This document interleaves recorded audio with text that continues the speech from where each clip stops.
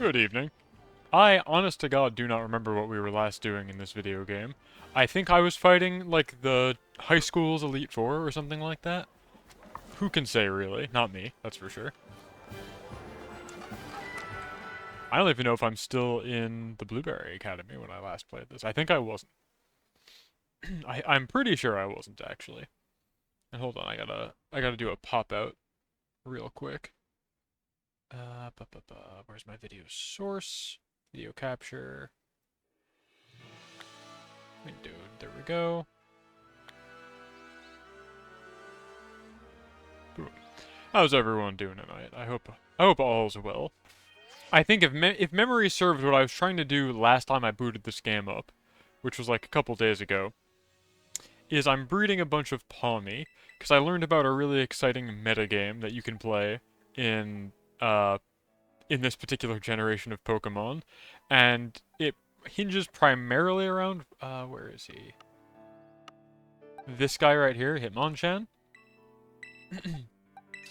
So, the Japanese players of this game are 200 years in the future. They've figured this entire thing out. They know how to play. And they've learned that, can I give this guy the moves he needs right now? Counter, close combat, uh, focus punch we can have. That's fine. They learned that there's a way to play rock, paper, scissors, like almost one-to-one, using a new move that was added in this DLC. So we have focus punch, which is an extremely strong move that fails if you take damage before you basically start charging it at the beginning of the turn, and it will fail if you take damage before then. You have the new move added in the DLC called Upper Hand, which will fail if the target is not readying a priority attack, but if they are, it will hit them and they will flinch. And finally, good old-fashioned Mach Punch, which is just quick attack but fighting type, a priority attack if you will. And so with this combination of 3 moves on Hitmonchan, you can successfully emulate rock, paper, scissors. The way it would work is Mach Punch beats Focus Punch, Focus Punch beats Upper Hand beats Mach Punch, exactly in that order. And then Mach Punch into Mach Punch or Focus Punch into Focus Punch is a speed tie, so it's basically a coin flip. But there was recently a online tournament held for these guys in this format, and it was a lot of fun. So I've been trying to breed a Hitmonchan and also a Palmot, because I learned that in addition to Hitmonchan being able to run that moveset, Palmot and Infernape can run it as well. And all of them are miraculously able to hit stat categories where they can two-shot each other exactly with any combination of moves. So it's basically best 2 out of 3. And they all can have the exact same speed stat, so it would still be a speed tie in the event of matchup. So I want to try and get another tournament going with that goofy meta at some point. And give people the option of which character they're going to use, which would just be a flavor thing. Functionally, they'd all be identical. Wow. Wow. Yeah, Tom, I agree. It is wow. I'm all about the rock, paper, scissors meta now. It's the only tournament format I can really think about. But it seems like a lot of fun. So I'm trying to get us there. And then I might need to tap you actually, Tom, because I want to get ribbons for these guys. And so this guy I caught in the Blueberry Academy in the dome.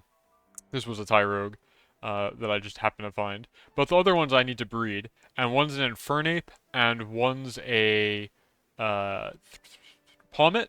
I'm gonna get the Palmet, the Paldean champion ribbon, but I want to give the Infernape the Sinnoh champion ribbon, and I think I might need you to do that because I do not have a copy of Radiant.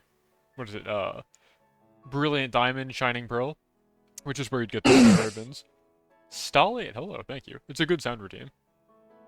Yeah. I wouldn't need you to like do anything else. You just need to carry it through the Elite Four. It would be an Infernape that you can kind of do whatever with. So I might send that off to you because I think that'd be fun for flavor. The way that the online tournament Rock Paper Scissors Open worked was we just gave people rental codes for a specific Hitmonchan, so that it was like tournament standard. So if we do it again, I'd like to give people the option to pick their favorite guy of the 3, and they'd all functionally be identical. They all have the same exact speed stat, and they'd all be holding a focus sash. So even focus punch couldn't one-shot them, and you'd effectively have to hit them twice. So it is best 2 out of 3 in that way. Uh, anyway, that's neither here nor there. I think it's fun. It's really neat that people figure out like metagames upon metagames. But what we're doing today is going to the Blueberry Academy, so let's not worry about that. uh, I have to fight this guy, who I believe has a challenge for me that says you need to fight him with guys you catch in the dome. That was the insider tip that I was given last time. And so far, the only Pokemon that I've really bothered to catch in this dome is Tyrogue, for the reason that I just mentioned. So I don't really think that I'm equipped yet to square off against this challenge, but we'll see.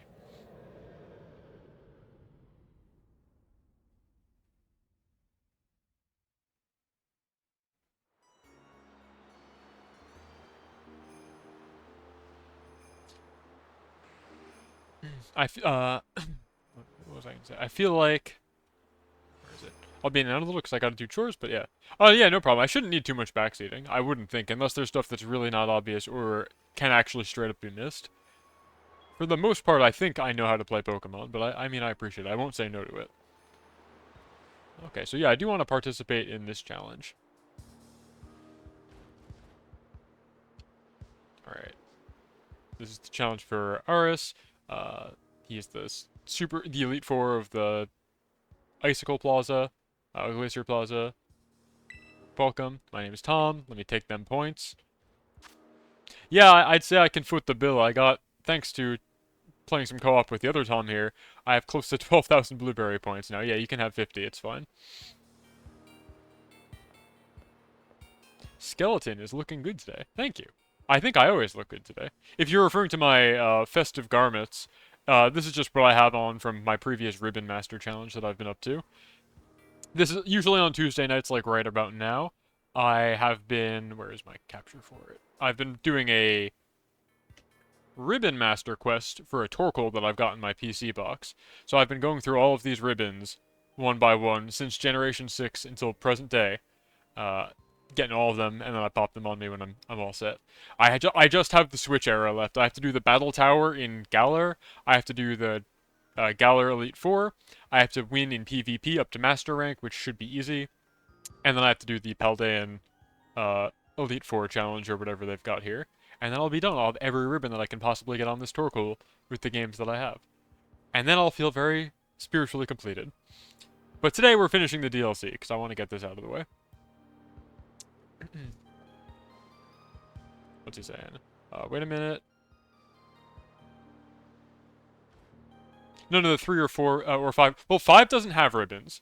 Crucially, I think the only ribbon that's 5 exclusive would be the ones that are, as you're saying, from generations 3 or 4. I think if you get the contest ribbons in Gen 3, they coalesce into a single ribbon. Gens 3 or and maybe also 4, they ultimately coalesce into a single ribbon called like the contest memory ribbon. And the only way you get that is if you had those ribbons from Gen 3. But all of the otherwise, like, it doesn't matter. You can do every single contest in Gen 3 and you'll still only get the one ribbon. And the reason I said that's a Gen 5 ribbon is because you have to go through Gen 5 to get it, because that's how you get guys up to 6, etc., etc. And then I think the only one that's in Gen 4 that I can't get is the Living Legend, which is if you beat Red on the top of Mount Silver in Heart Gold, Soul Silver. Other than that, you can get the Sinnoh Champion ribbon from BDSP, and I don't think there's any other exclusive ribbon there. All the contest ones that were in that you can get in Omega Ruby Alpha Sapphire, including the Twinkling Star ribbon for getting all of the contests. So I think there's that. And then I guess there's the GameCube Coliseum and XD ribbons, which you're right, I don't have. But the Torkoal that I got these on is one that I hatched in like 2015. And quite frankly, I don't have the patience to go and hatch another one with requisite speed IVs to be competitively viable in an older game. That's a real pain in the butt. I need it to have specifically 0 IV in speed, or it's just not going to work in a competitive format in a Trick Room setting. So, I'll take what I can get. I think Gens 6 through 9, including remakes that have been, since then, is totally viable. Seems good for me. Anyway. I do have all the ribbons on me, right? I think I'm... Oh, no, okay, I've got the Twinkling Star. I thought I was missing it, but it's right here. Anyway, what were we saying? Yeah, he's with me. Don't worry. Yeah. But what is it? Regolamento. I forget what that means. It's like... Tell me, right?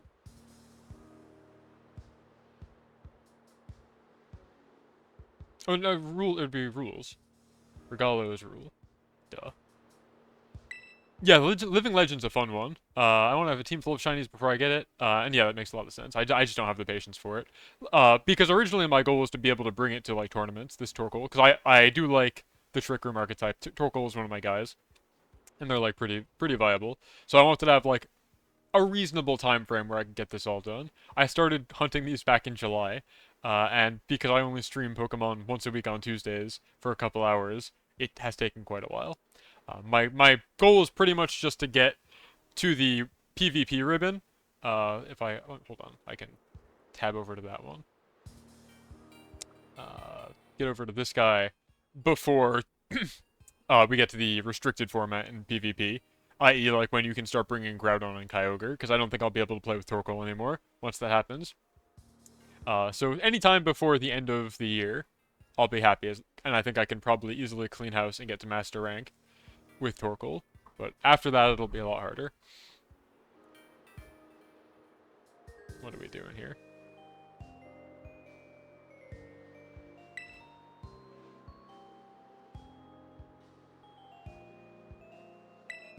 Let's go.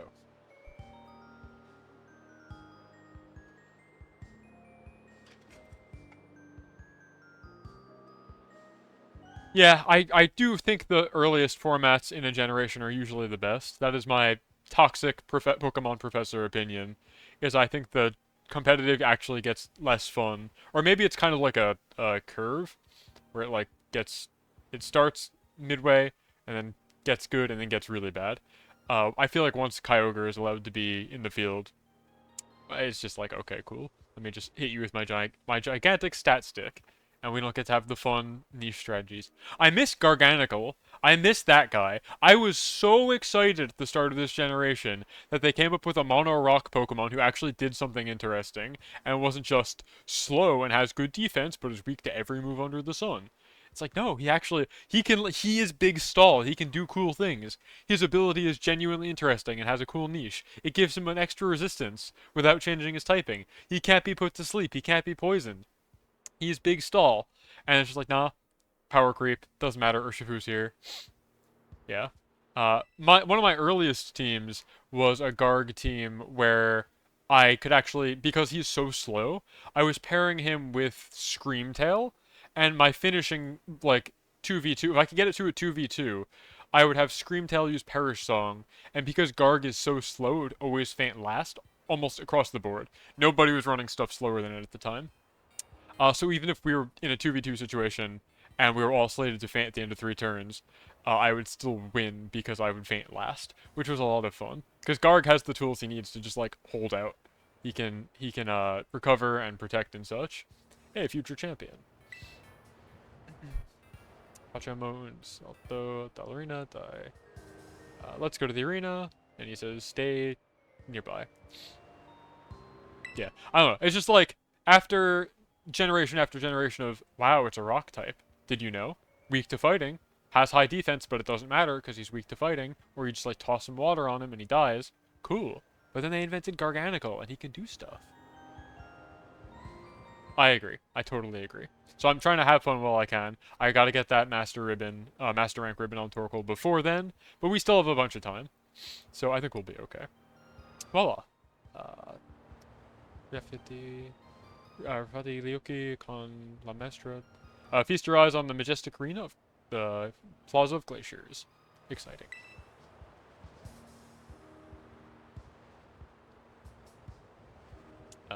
It's like, well, to be honest, it's pretty much the same as the other arenas. Except for the cold snubble, yeah. So true. And he's like, ah, I like the temperature.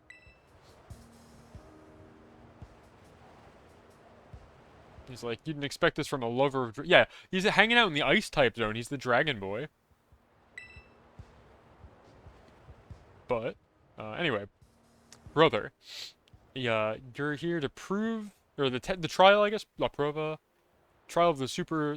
Okay, so because I've played so many of these games in Italian, it is no longer second nature for me to call them the Elite Four. I always say Super Quattro now, or Super 4, and I don't know how to get over that when I talk to other people about these games.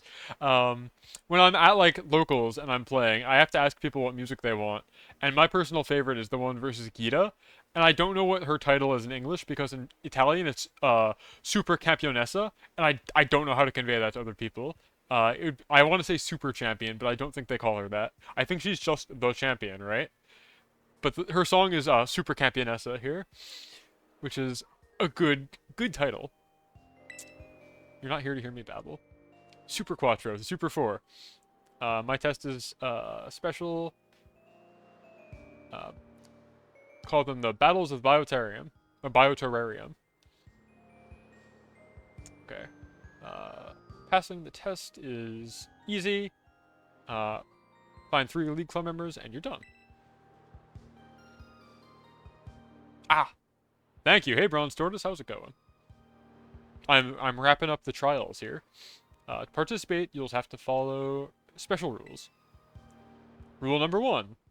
Pokemon have to be caught in the Bioterrarium. Rule number 2. Have to be Pokemon you caught yourself. Yeah, that's why I do it. Because, like, I say this every time. My reading comprehension is pretty bad in Italian. Because, frankly, I just don't ever have a time to use it. I'm the only person in my family who can read and speak the language. It has otherwise been lost, pretty much. So I don't have an opportunity to, like, speak to older folks in my family with this. So my speaking is...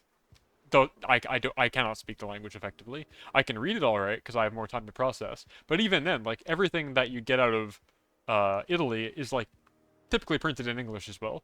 Because it's just the lingua franca of the world. So there's not a whole lot of opportunity to practice. But Pokemon is a game written for 12-year-olds or younger, so the level of writing in these should be something I can understand, is typically how I feel about Pokemon. And furthermore, as a Pokemon professor, I have, like, near encyclopedic knowledge of what the descriptions of moves and abilities, and sometimes even Pokedex entries, should say in English, so I can play in Italian and work backwards. Like, you can see, you know, Fire Punch is the move Fire Punch. It's got, you know, 65 or 75 base power or whatever, and it's a physical move, and it's a fire move, and so you see the move with the same base power and accuracy, and then you see its animation or whatever, and you know, oh, Fuoco Pugno, Fuoco Fire, Pugno Punch. I understand. Time zone so late here. How goes the stream? It's only, it's about 7 p.m. here, so I don't know where you're at. If you're in Europe, I don't envy you staying up so late. How goes stream? We just started. We really just started. I'm up here to face this guy. He's saying, you won't be able to take the test if you have Pokemon in your party that don't meet these requirements. What is it?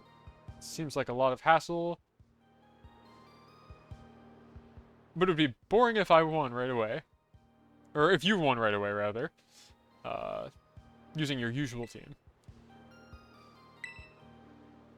Okay.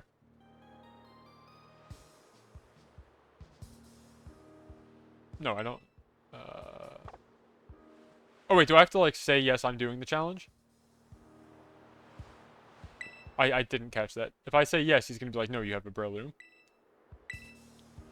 Or is this, like, how the challenge starts?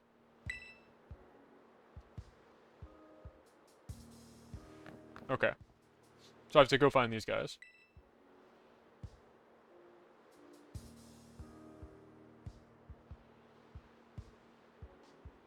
Yeah, how this guy got lost in the snow?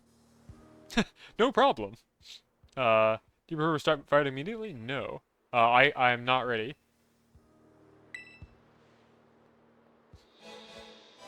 I need to go catch guys, but that should be fine. Yeah, I know I can face him with my team. That's good. But I need to go find random wild Pokemon. I mean, like, they're still ultimately NPCs, so I can't imagine this will be too hard. So let's... What even is around here other than Duraludon? And I know there's a lot of Tyrogue. I've caught so many Tyrogue. Where's my box of Tyrogue? And these are just the ones I was keeping. I was hunting for ones that had marks, specifically. Because I wanted, like, the feisty or something. Oh, a snow team's not a bad idea, because it is, like, always snowing here, huh? I have so many Tyrogue. I need to clean my boxes also. These are, like, not organized in any way that makes any sense. I caught a Skarmory recently. Let's put Skarmory in the team. That's cool. We've got Spikes, Metal Sound, Iron Defense, and Brave Bird. Can I teach you Whirlwind? No? I thought you learned Whirlwind. I know you learned Whirlwind. Yeah, Abomasnow has Snow Warning, unless you get its hidden ability, but I don't know why you would do that. Whirlwind isn't a TM, is it? That would be a pain. But Skarmory can hang. Skarmory is cool. Well, you know I'm Italian. It's so true, I am. I actually just finished watching all of Columbo last week. I don't know what to do with my life anymore, but after 2-ish years of watching every episode of Columbo once a week, I have finally finished it. I think probably next is Murder, She Wrote. Is Whirlwind a TM in this generation? I have no idea. I know Roar is. I don't know why they would make Whirlwind also a TM. Endeavor, Double Edge. What is this? Oh, Psycho. Pain Split. Weatherball. Are you into anime at all? I love Gundam. Unless you mean the Pokemon anime, which I can't say I am. I watch a ton of Lupin the Third, but most of the stuff I've watched is old. So like all the stuff I'm describing no longer is airing. If you're gonna give me an anime rec, I'll probably be like, that sounds cool. Feel free. No judgment here. But I most likely would just... I don't have a ton of attention span. I liked Columbo because everything was episodic. And there was no, like, overarching storyline. Every episode was kind of in its own vacuum. Okay, so that's not a TM I can have. And he can't learn Roar, right? Oh, he can! Oh, in that case, we're fine. Jujutsu Kaisen. But definitely... Yeah. Yeah, exactly. I don't care for shonen too much. I do like... Lupin's fun because it's just like... I like the found family aspect of it and how the characters riff off each other. Let's... Oh, I don't have enough for that. Let's make not Trick Room. Stealth Rock. And I like Gundam because it's cool. It's Gundam. I don't think it needs an explanation. But shonen I find often falls into the same trope. I have a lot of TMs for Stealth Rock. Often falls into the same tropes. Love your ribbons. Hey, Kari. Hello. We're about to beat up some high schoolers. Maybe. First, I need to find my TMs. These are sorted by number.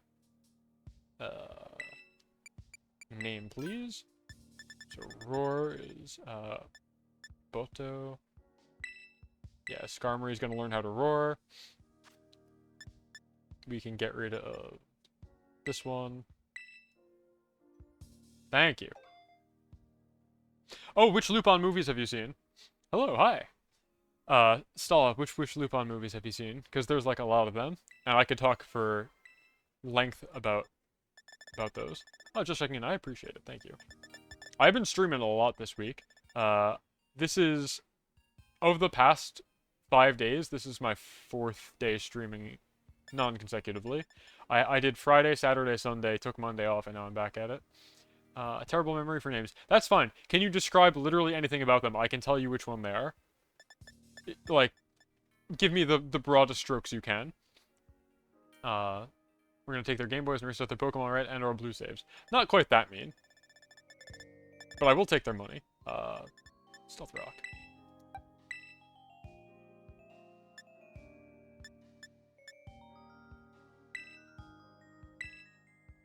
Castle of Cagliostro.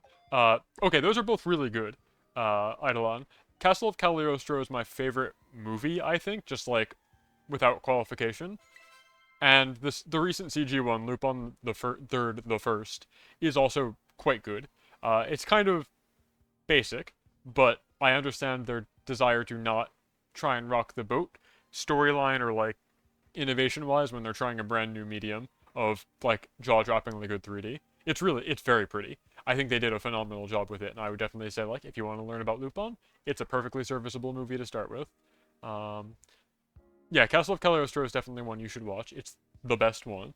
But if you've seen... So the other question is, when you say movies, do you mean, like, theatrical movies, or do you mean, like, the 90-minute-long TV specials that they crank out? Yeah, it's funny, because he's just, like, a little anti-hero boy in Cagliostro. Actually, he's almost straight-up heroic, I would say. Whereas in a lot of the other ones, it's like a sliding scale of how much of a sleazeball he is. You've really got, like, both ends of the spectrum. He's the most moe in that one. And then in some of the more recent stuff that's been like a spin-off of the Fujiko anime, he's like really quite unpleasant, which I think is cool. It's nice that there's like something for everybody, depending on where you want uh your stuff between like Scooby-Doo antics or like hyperviolence. Yeah, I mean it's different, but I think it's fine. It's definitely a Miyazaki film, which is good. Um, okay, so we have Skarmory. Skarmory, you're gonna have lefties, I think. I don't know what's a good item for Skarmory. I'm just assuming lefties is good.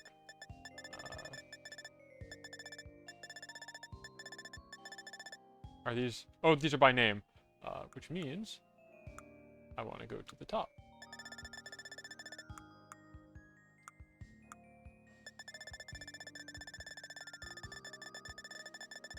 Have you seen the... Oh, no, I've not seen The Boy and the Heron, if that's what you mean. There we go. Lefties. Yeah! The Fujiko series is cool. It's, like, it is, you know, darker. It is the other side of the spectrum from what you saw in Castle of Cagliostro. For sure, for sure, for sure.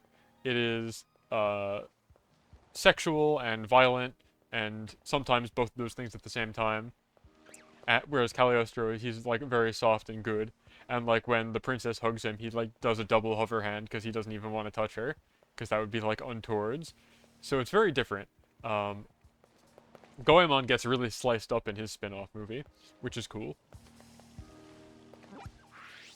But again, it kind of ties into what I'm saying, where there is truly something for everybody in the franchise. It just depends on what you're interested in. Alright, what's out here?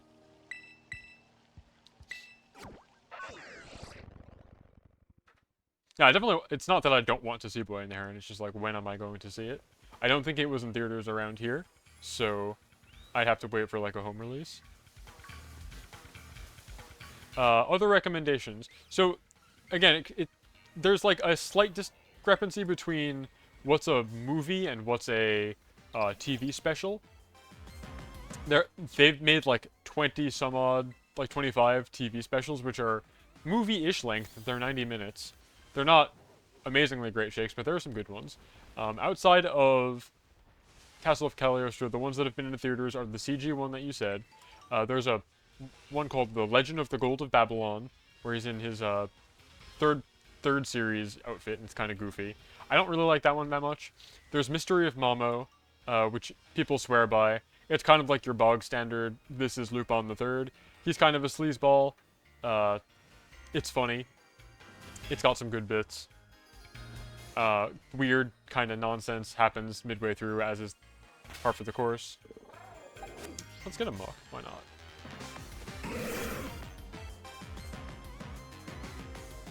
not? What was in theaters? The Boy and the Heron? You'll have to be more specific with what it is. Yeah, Gold of Babylon, Mystery of Mamo. And then there's one called, Oh, I don't know what the actual...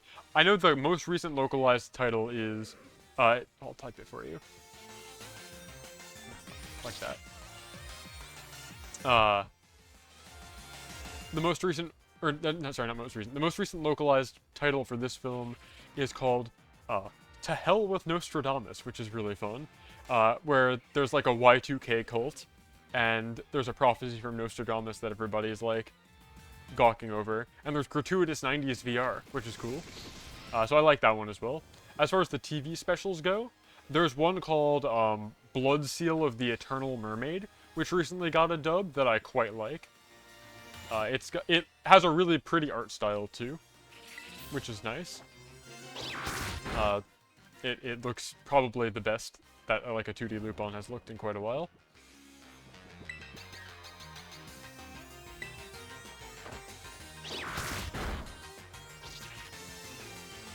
I like the Seviper and Zangoose in the background coming together, watching me beat up this Mook. I wouldn't call it experimental. It's not like it does anything, like, weird or strange. It just is very pretty. It kind of does look like a Ghibli film, even though it was made in 2011, I want to say. There's a really good TV special called 7 Days Rhapsody, which is has Lupin trying to get some kind of treasure out of like a horse race, and everybody in the gang is too busy, and they blow him off, and he has to figure out how to get everybody to work together in time for his big plan. Everybody's like, I got other stuff to do, I don't want to help, and he runs out of time, which is fun. So I like that one as well. Oh, come on! Whatever. Memento is a move that faints the user. Cool. That's what I get.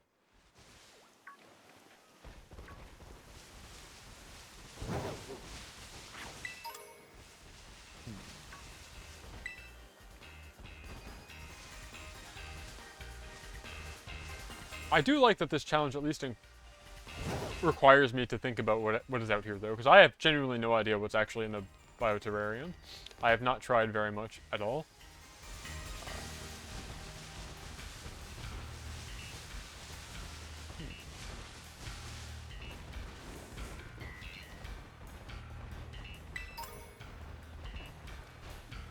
Who's out there? What is this? Luminion, don't need them. Kingdra could be cool. I like that Inkay and Malamar are back, though I don't think I've got use for them. I actually don't even know how you'd evolve Malamar on the Switch. Do you have to turn the Switch upside down? Because that's how you did it for the DS. That would be a pain because I'm in docked mode right now.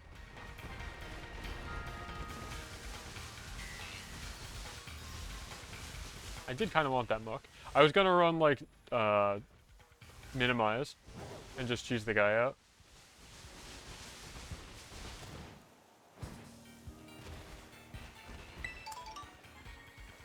I wonder if it's Pokemon that were caught in the dome, or specifically Pokemon that can be caught in the dome. Oh wow, yeah, okay, so you still do have to still flip it upside down. That's fun. I'm guessing it checks to see if you actually caught them here, because it's also checking to see if you're the OT.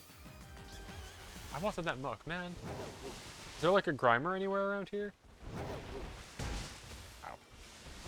I wanted to cheese him out with minimize. And like just have high evasion. I did step on eggs. They're fine, I'm sure. I love the music in the bioterrarium also. It's quite nice. The Plaza music, I think, has high potential to become a BRB screen track for me.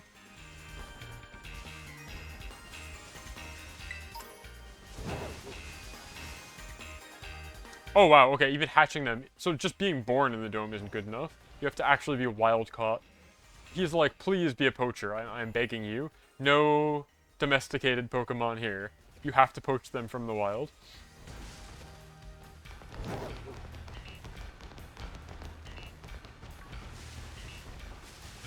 I feel like last time I was here, there was like Grimers and Mucks all over the place. Where are they now? Oh, there we go. Perfect.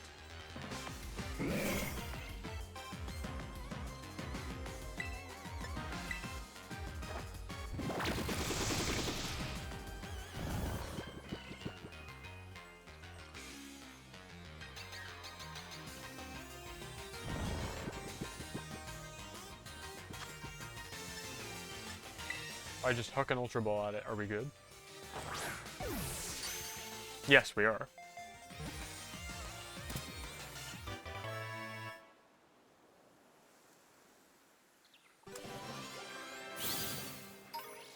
Yeehaw.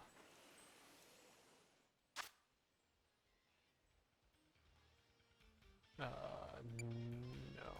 I'm not even going to bother nicknaming these guys. They are getting released the second I finish this gym challenge.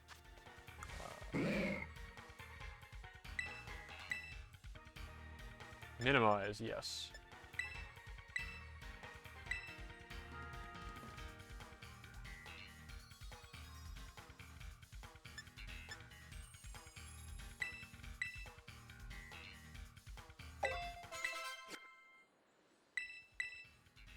And what else would be good? This guy learns knockoff, right? I doubt their guys have... Yeah, cool. Fuck off.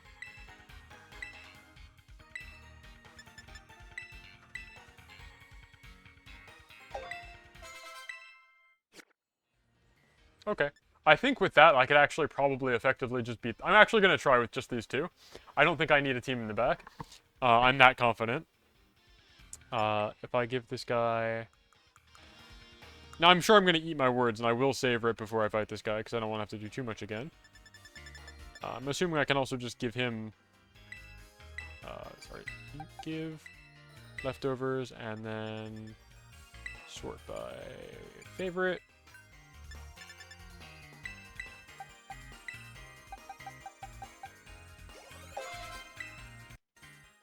Evolve.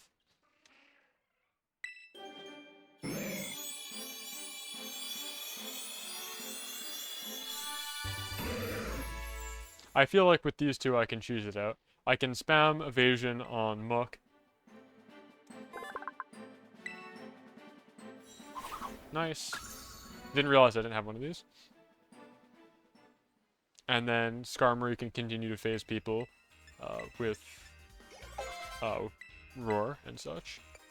I also don't know what level I'm supposed to be for these, but...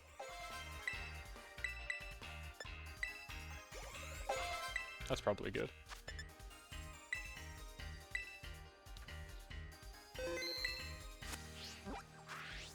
Let's see what kind of insane pacifist route I can take here. How little direct damage I can still do and win.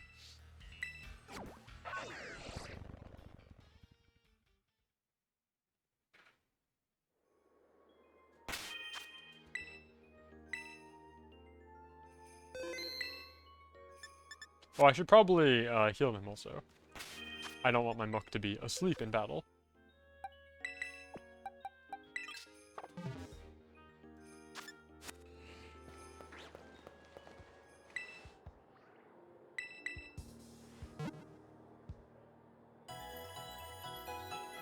I think this team is more than equipped to fight any challenge here.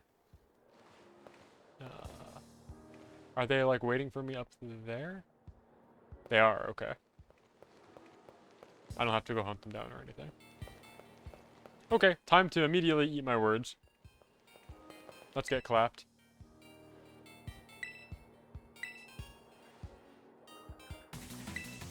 Begin the battle.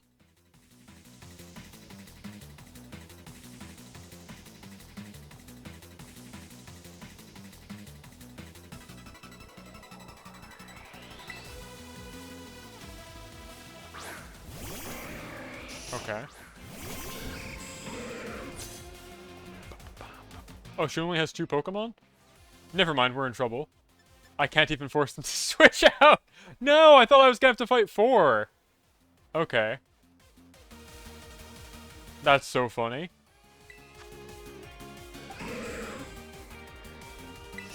Whatever.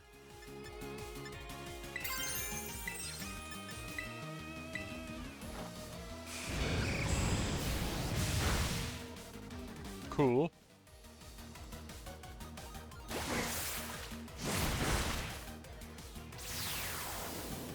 Why is my Muck faster than this Sandslash? That feels wrong. And it misses, wow. Oh, Skarmory, okay, Skarmory dodged it.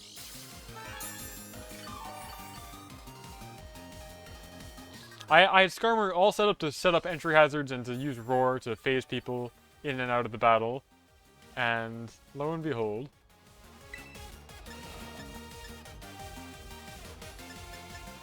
I think I just click that again on you, and I knock off you. Cool, easy.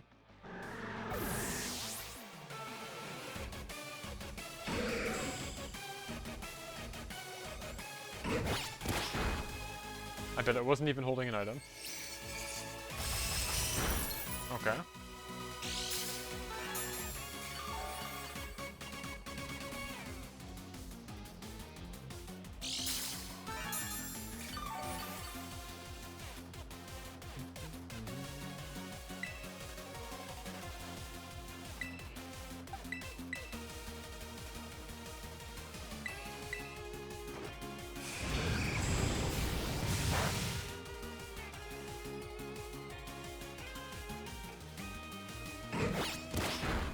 Ooh, big crit.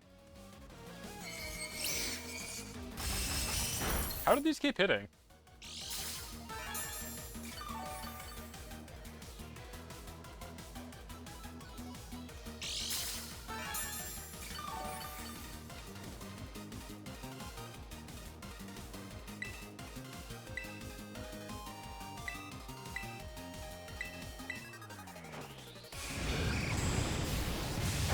Terrifying.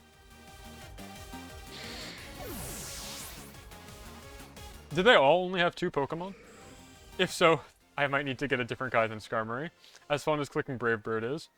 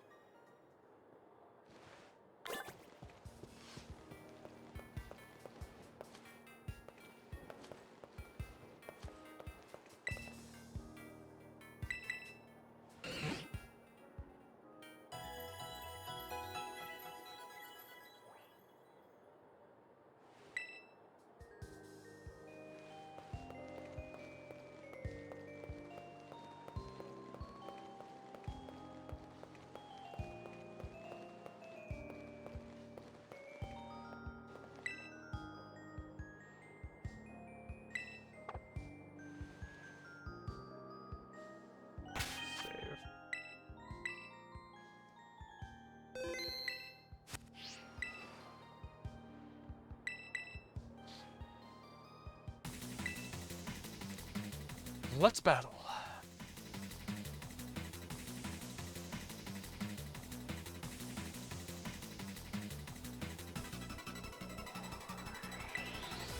Okay, Rocky, do you have Rock-type Pokemon? You sure do.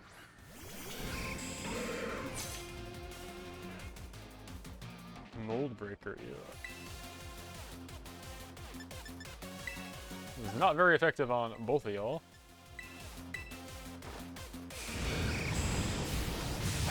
And yet, it still does big damage.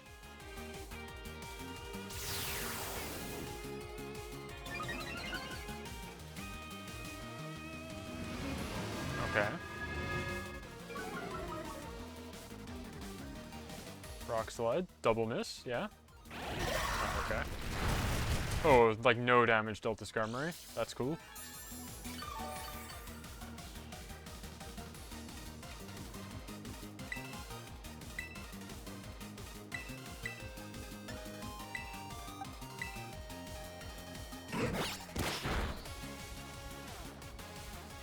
Interesting. Muck evades with minimize, we love it.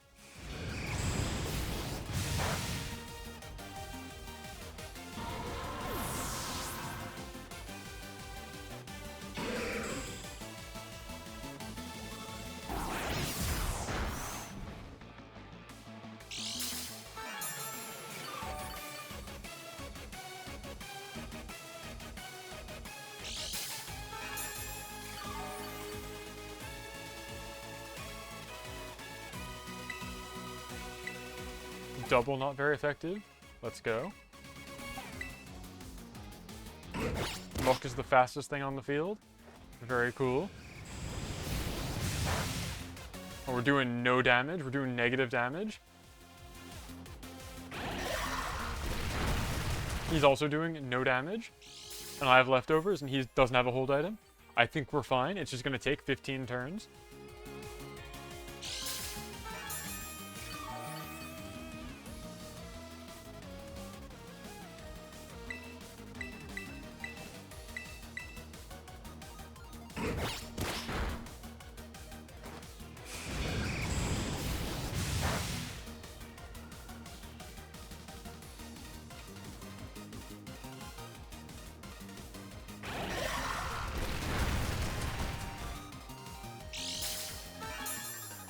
This is gameplay.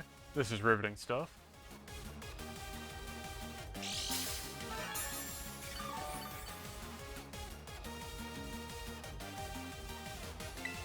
Okay, hold on. Let's add some fuel to the fire.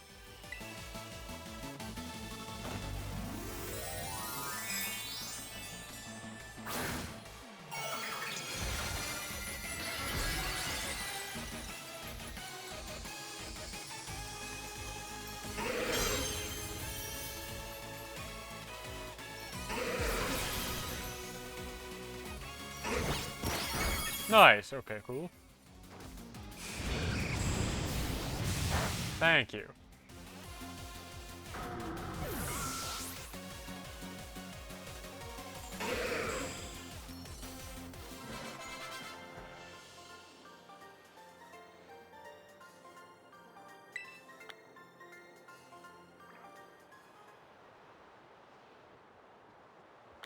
Very cool. Let me go heal up real quick and fight this last person. Now here's the question, chat room. Do you want me to fight the Elite Four person here with like an actual team? Or do you want me to do what I was doing for the other 3 members of the Elite Four and use my Little Cup team? I feel like it's gotta be Little Cup, right? That's what the people want to see. I have to use my unevolved Pokemon to try and clown on this guy. I think. I feel like that's the right path to take, but I'm not sure. I don't know. I personally like using the Little Cup team the most. It's clowning time. Wait, huh? Do you know Kisara, the streamer? I warn you, I fight using the same type as him. I don't know who that is. I don't recognize that name. Who's Kisara?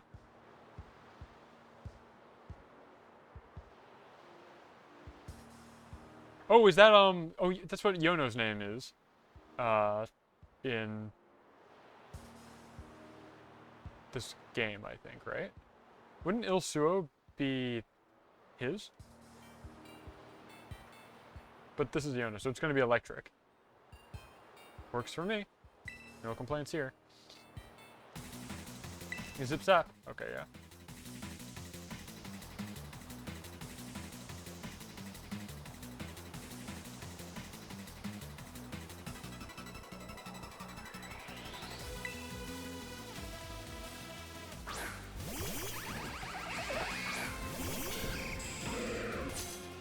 Color vision really did the thing, yeah?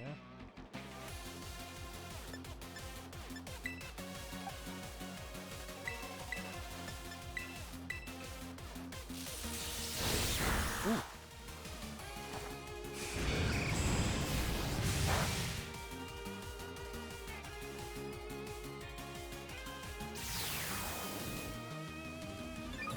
Alright, now Magnezone's gonna use Thunder and it's gonna hit, right? Ooh, no, okay. Skarmory is probably in danger here.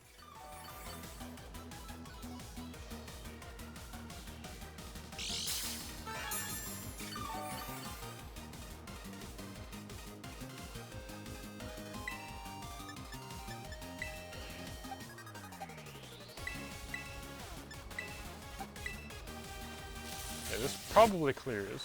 Oh, not quite. But now I definitely knocked myself out.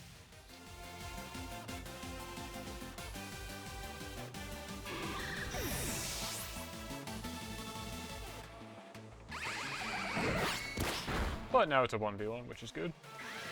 That should favor me because I have 2 stages of evasion thanks to minimize. Yeah, like this is just gonna miss.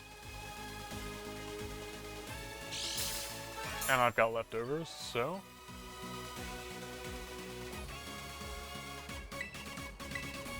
we should trade favorably pretty much every turn.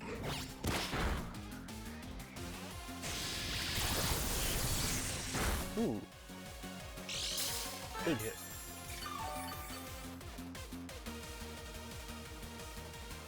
And there's no reason to not Terastallize to do more damage here. So we might as well.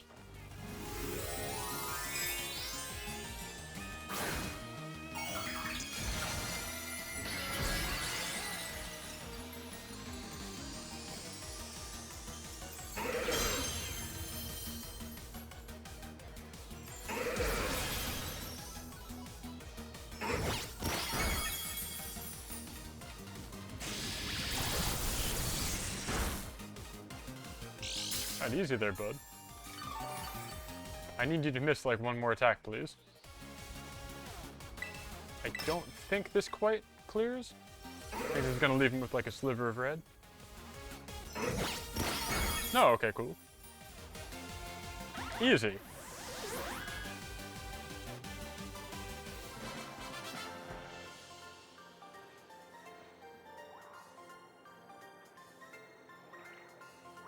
Just an electric shock fight.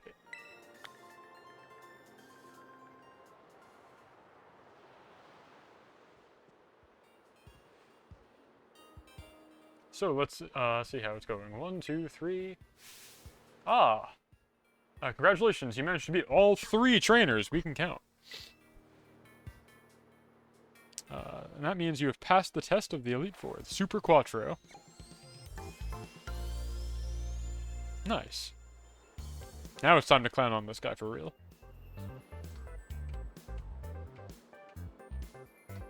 Distinguished colleagues of the Club League, thank you for everything. You can leave. At a gallop. He wants everybody to get out of here. Ciao, ciao. See you later. They're really disciplined. Yes.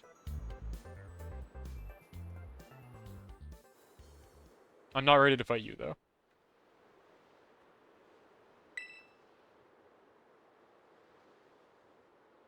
I'm assuming it's going to let me switch my guys out. Because I was told I can use my real team. I don't know if you should face me with the team you put together to pass the test. Let's see. But tell me you're ready for the big show. No. No. He'll be here. Okay, well thank you, Muck and Skarmory, for your service. Back into the box you go, as I bring out my Little Cup team.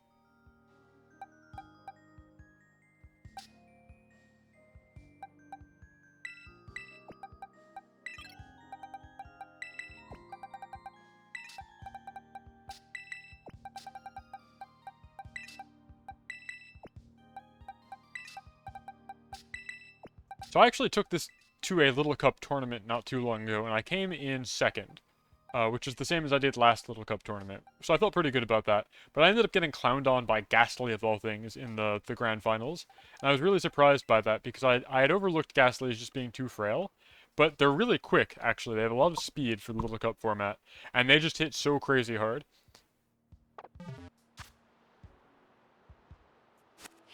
So crazy hard. There are all these pings. Okay, I think we'll be good here, though.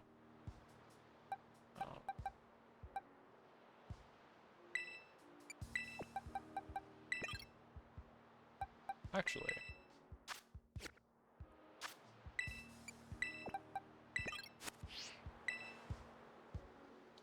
Alright, time to fight this guy with some babies. Let's go. Ready to fight me? Yes. I was going to keep calling me brother. Alright, good. So what I was hoping for, let's get busy.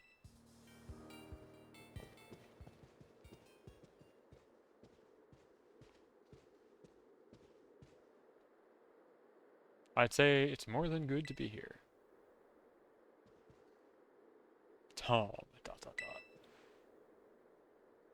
So far, I've only observed from the field how you are in battles. So this is the first time we face to face in the arena. I have a favor to ask you, brother. Need to reach the summit of the league, presumably to punch Kieran in his little jaw. Because know that if you were to lose, I would be able, let's say... Oh, yeah, because he vouched for me. That's why. Giving it up right away would be terribly boring. Don't hold it against me, but I'll be serious. Let's go. My brother, you don't know how thrilled old Iris is to fight you. That's good. Let's go. Little does he know I'm still not taking him seriously, and I'm using unevolved Pokémon.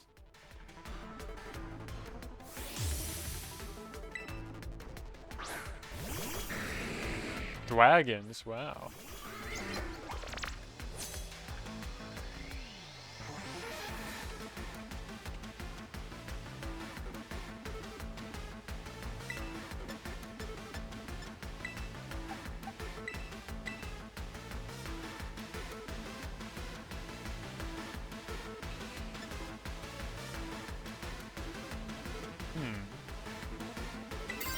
I think I go for the Grass Terror right away. And just, like, blow up Dragonite. I think. Oh, wait, no. No, oh, man. I'm so dumb. Hold on. I, like, literally side-targeted my dual wing beat to try and trigger toxic debris while terroring grass. I'm gonna knock myself out here. This is really stupid. But I will get a hit off first, at least. That's what I was anticipating, Earthquake. I'm so dumb. It doesn't do a lot. And we get one layer of spikes.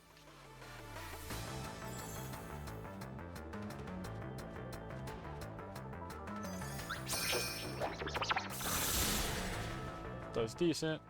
But now I'm going to do, like, tons of damage to myself because I'm not thinking clearly. Wow, super effective move. Yes, I know how those work. Oh, if I'm lucky, I can just miss, though. Actually, it still does very little damage. Okay, cool. And we're already at 2 layers of spikes, so I don't need to have done that. Ice Spinner, okay. Well, it is what it is.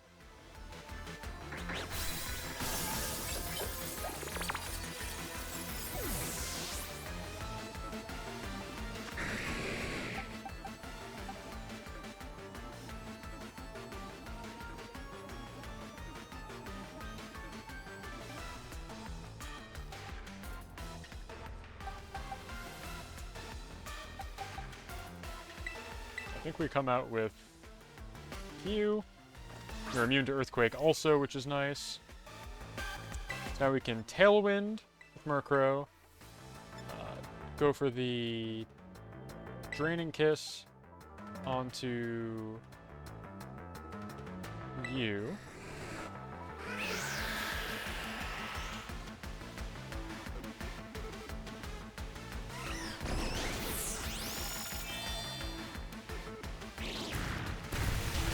Stone Edge connects. Unfortunate.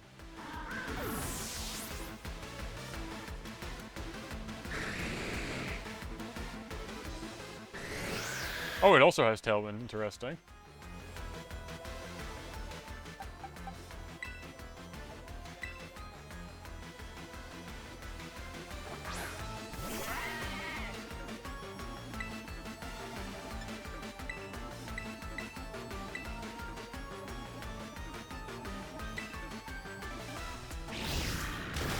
Breaking Swipe. It's annoying for Mudbray, doesn't really matter to Mischievous.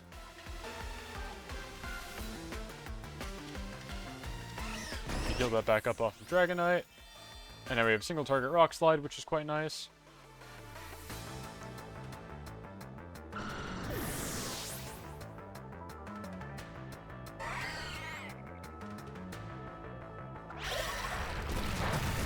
Does a little bit, despite not being very effective. Sceptile, ugh. He gets poisoned at least because of those poison spikes we put out earlier. So that's nice. I don't think I want to be a ground type here. I think it's time to switch into Munchlax, who's effectively just a stall. And you... the Draining Kiss. So Munchlax should be able to tank whatever gets thrown at him. That's his entire purpose in life, to have 325 hit points. Earthquake comes out, I'm immune on my Mischievous, so he's only serving to hit his own guy here, which is kind of confusing. Takes a lot of damage on Munchlax, actually, but that's okay, we'll deal with Flygon here and now, heal up off of that. And I'm assuming a Grass-type attack was being launched into the Mudbray slot, because it would have been super effective, but maybe I'm wrong. Yeah. We hang in there, it's okay. Lefties give us a pretty sizable amount of HP. Now, Sceptile is badly poisoned, which is good for us.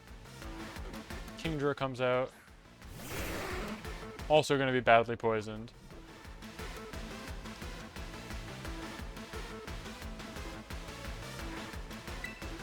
We can protect on you. And now I can use Hex on both of these badly poisoned targets. And we should be in pretty good shape. I'm gonna go for Kingdra first, because Sceptile lowered its own special attack, so its own potency is greatly reduced. So Hex has double damage on status-affected targets, which is the synergy here. So I set up a way to make them poison themselves, and now I'm reaping the rewards. Huge damage, yeah. That's perfect. Yep, they try and go for the KO, and they can't because I protected.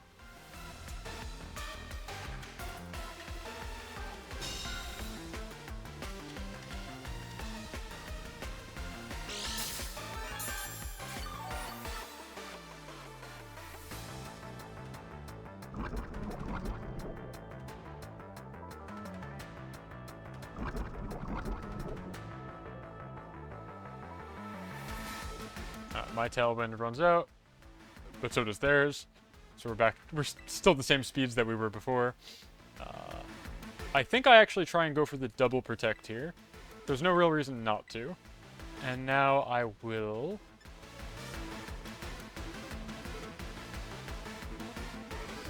Draining Kiss into Kingdra.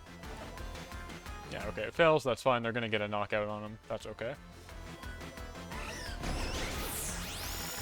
I actually thought Sceptile was going to be faster. That's crazy. I guess I am a higher level, but still. Congratulations, you leveled up Munchlax. Goodbye, Munchlax.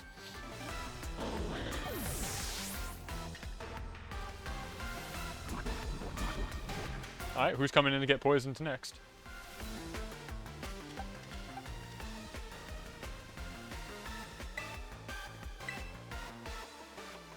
Haxorus, okay.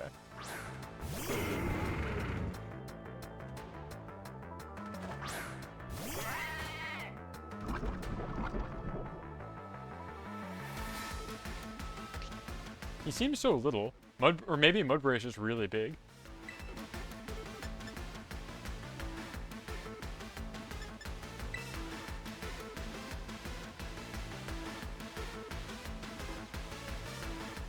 No, I can't lock into Quake, because then if my Misdreavus gets knocked out, I lose instantly, because I knock out my own Charmander.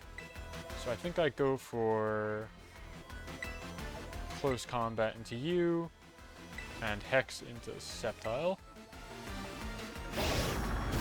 Yeah, not a huge deal.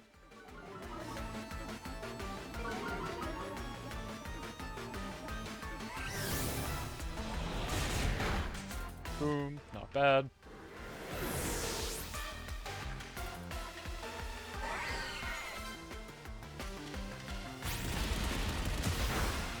Pretty good, actually. And now Poison will tick him over.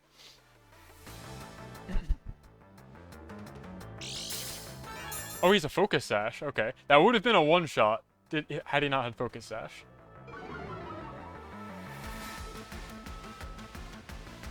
And Poison will finish the job. Very cool. I'm glad that worked out. My strategy of trying to set up those Poison Spikes really paid off long term. Oh wait, he still has Ace. I'm not done yet. I'm not done yet. I forgot. I'm stupid. Close Combat is the right thing to be locked into. I am immune to Bolt Beam, which is nice. He can't be poisoned, so that kind of hurts. I guess we go for Training Kiss and pray for the best. I forgot he still has this guy. Oh, he's gonna Terra, right? Does he Terra Dragon? Does he literally just make it worse? Yeah, I guess so. Well, I guess it's not worse. He's not weak to close combat anymore. But, like, big whoop. Smooch! Oh, that does not actually do that much damage. But it does heal me a lot. And my other guy is immune to his electric move. Okay.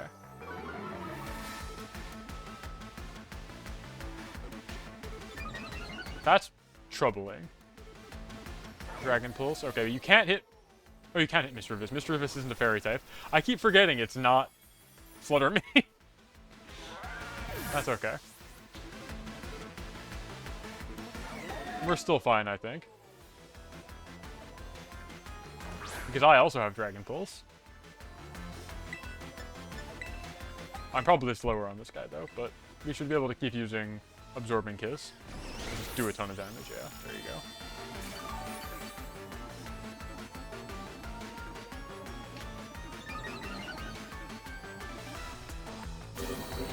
Kaboom! And we clear with a team of baby Pokemon. None of them have evolved. I have to stop Munchlax from evolving as soon as this battle's over. Great job, Charmander.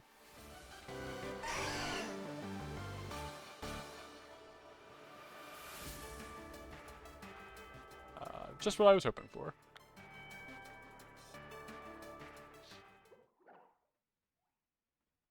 No, Mudbray, you don't want to evolve either. You have to stay a baby for me.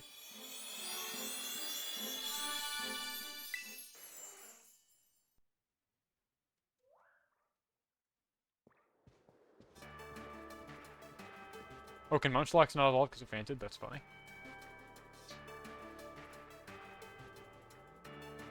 It's one of the best fights I've ever had. I'm really happy to have you invited to the League Club, brother. Now that you've defeated me, you have no choice left. You have to officially join the club. Got it? Yeah, got it? Yeah, sure. Grazie, grazie. Very kind of you. Let's take a photo so we can use it for the registry of the club members. Super Quattro Aris defeated.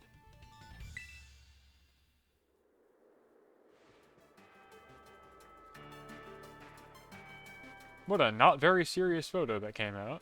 That's a funny way to phrase that.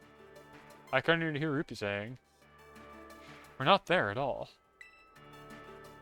That is the thing she says. She crosses her arms and says, "We're not there at all." Oh, forget about that. Here's a TM. Is this Breaking Swipe? You loved using that move.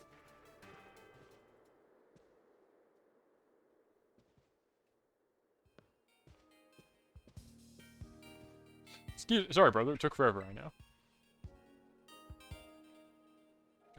Made a clean sweep of all of us, yes.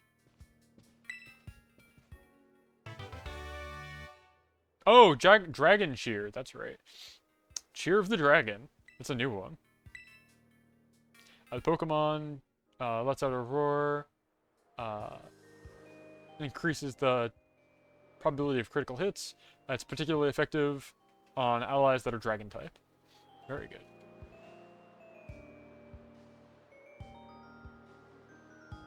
Don't pay too much attention to the dust. He didn't use that move at all this fight. I had him on the ropes.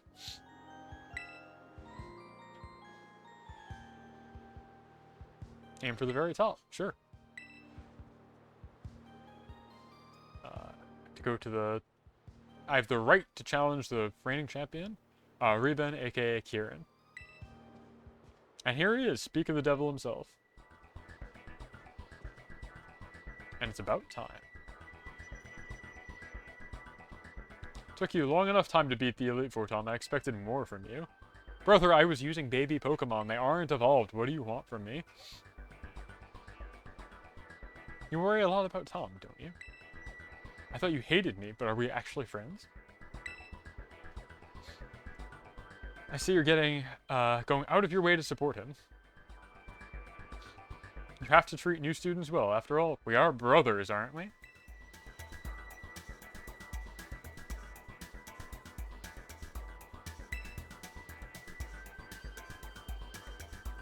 I don't know what's going through your head, but your plans are now numbered. Tom. Me, that's me. Let's establish once and for all who is the strongest. Okay. Anytime, anywhere, little man. I'll fight you with the Little Cup team. It's fine. Here we are finally. I really want to see how it ends. If you want to register for the final challenge, talk to the receptionist. Well, no time to waste. Hurry. I guess I've been told I should put Ogerpon on my team. And Kieran really hates that. So I'll probably do that.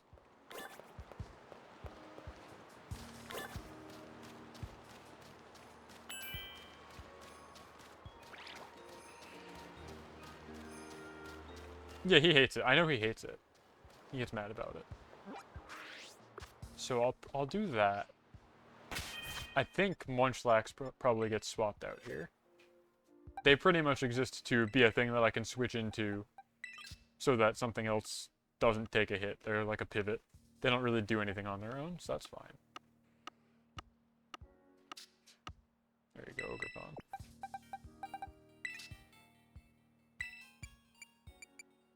What moves do you even have? I don't plan to use this. Yeah, these are not good moves. Double kick could be cool.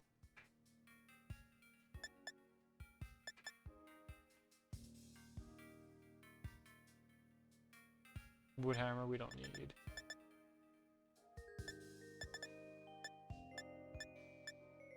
Follow me is cool, we like that.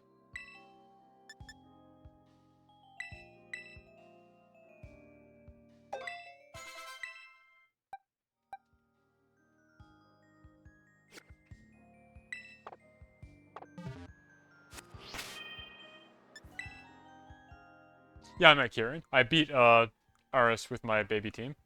So it's time to fight Kieran. But I want to teach Protect to my Ogerpon.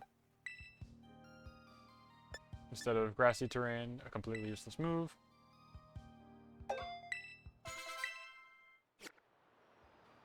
All you gotta do is... That should be easy enough. I could even lead with it, frankly. I bet it does a lot of damage. And then as far as items go, I don't want to give it a mask. I want to give it... Where are you? Razor Fang. To further increase its crit chance on Ivy Cudgel. Oh wait, not use. Give.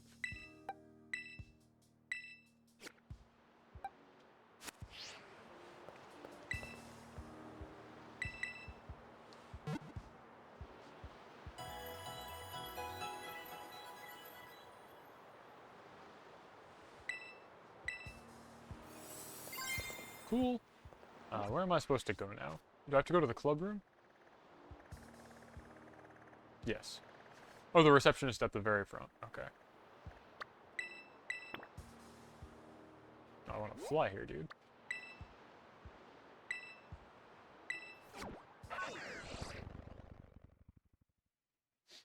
I can't wait to see what goofy stuff this kid has. I'm sure he has Hydrapple, because I know that's a Pokemon that exists.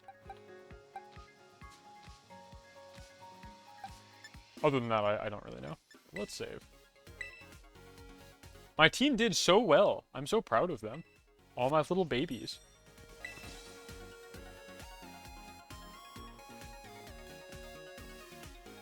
Hey, Tom? You must register here for the official challenges. Yeah, let's go. Yeah, it's me.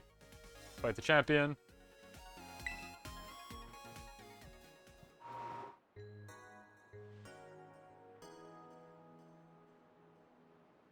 Yeah, replace the rattles with the swords. Poor baby team, exactly. Tell me. You and Ribbon were friends, right? Nah. What, are you ashamed? Kids and their insecurities. That's a good penguin emote. I like it. I don't know what this expression means.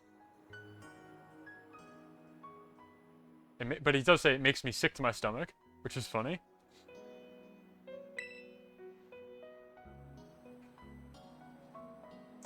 The Ribbon of old never opened his mouth.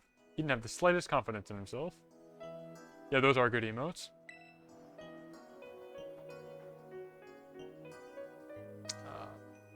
He always hid behind his sister. But when he fought alongside his Pokemon, he seemed like the happiest person in the world, and we took that from him.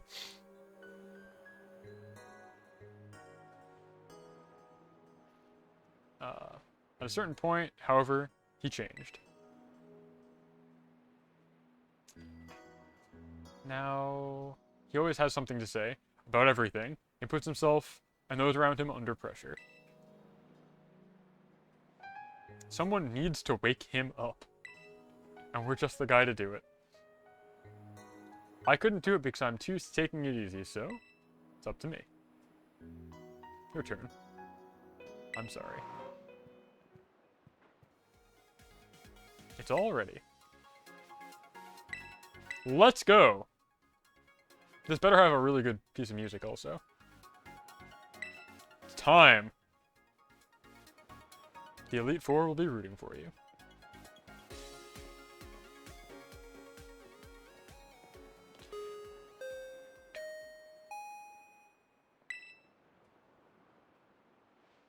This is an announcement for the league, the Blueberry League.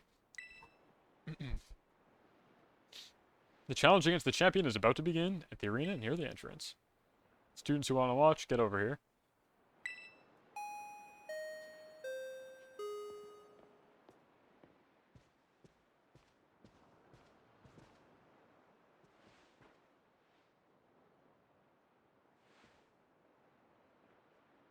The darkness in this kid's heart's incredible. He's just so mad. Oh man, I look like I'm about to kill this kid. I'm so pouty. I forgot how pouty I made my avatar. Worked very hard to be here and welcome you today, Tom. Studied until I fainted. I trained my Pokémon to make them stronger. I tore the Elite Four apart to become champion. And this.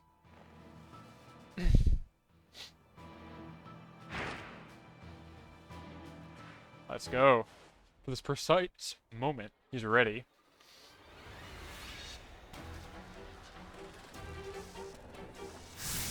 Oh my god.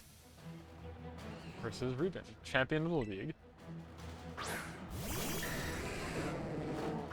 What, are you gonna click Hurricane? Big boy gonna click Hurricane?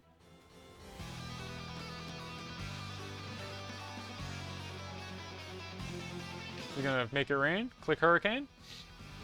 Okay. What if that didn't work out, though? That would be a real shame.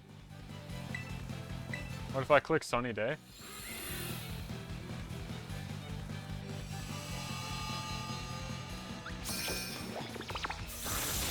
My god. They're always, every time you hit a guy with a super effective move, I'm like 4,000 hours. Oh wow, okay, Thunder still hits, huh? That's unfortunate. I'm like 4,000 hours into this game, and they're just like, oh, a super effective hit. That's crazy. I was not prepared for Thunder to hit outside of rain, I'll be honest. Okay, yeah. Not very effective.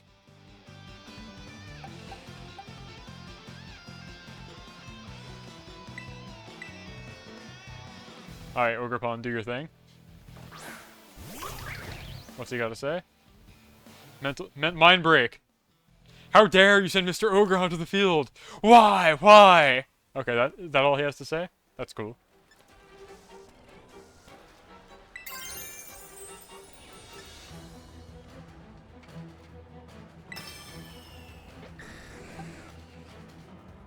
No, I don't actually want to tear. I don't think I need to. It would give me a speed boost, but I don't think I need it. Because I can continue to do what I'm doing. This will KO. It doesn't? Wow, okay. Maybe I am in trouble. Maybe he's about to use a fire-type move on my Ogrepon.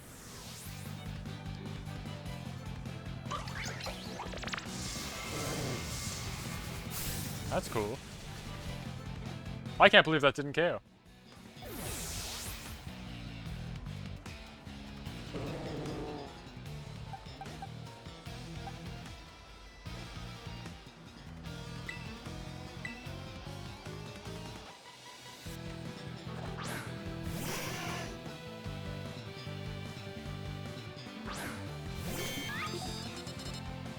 Well...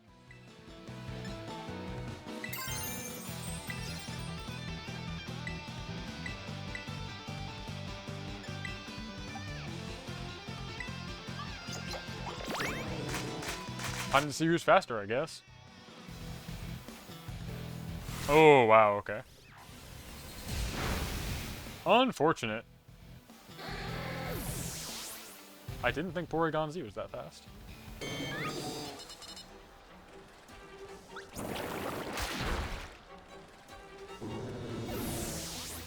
Well, this might necessitate a do-over. Maybe I did, underestimate this kid.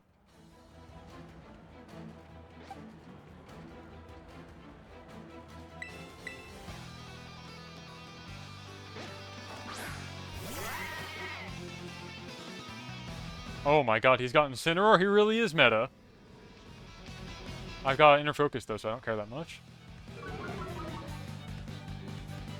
I have to use this opportunity to close combat into Porygon Z. You can rock move. Fake out. I can't flinch. I have Inner Focus. Are you not paying attention? Goodbye, Incineroar, you annoying piece of shit. Back to where you came from. And Porygon gets close combated. Alright, we're back. We're fine. We're back to even. Looking bad for a second. I got a Glimmet and a Dream, though.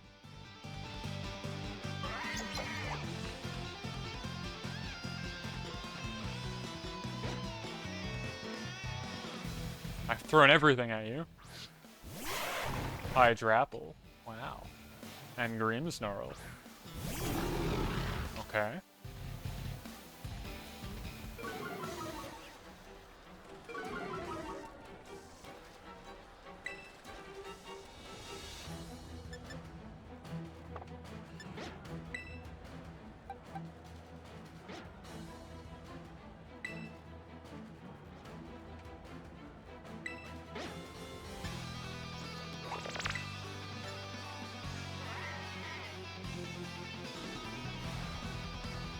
I don't think I get any benefit from terastallizing here. But maybe I'm wrong.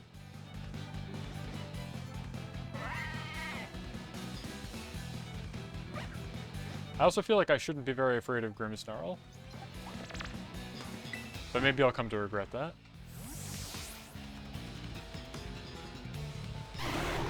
Putting Grimmsnarl in the back is a really weird choice, in my opinion, but we'll see how it goes. Yeah, Terastallize. Alright, he's gonna Terra Dragon. I would assume.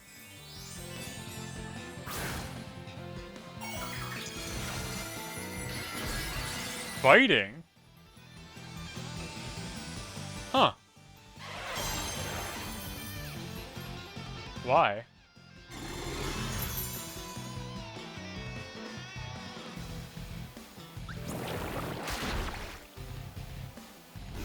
Oof. Okay.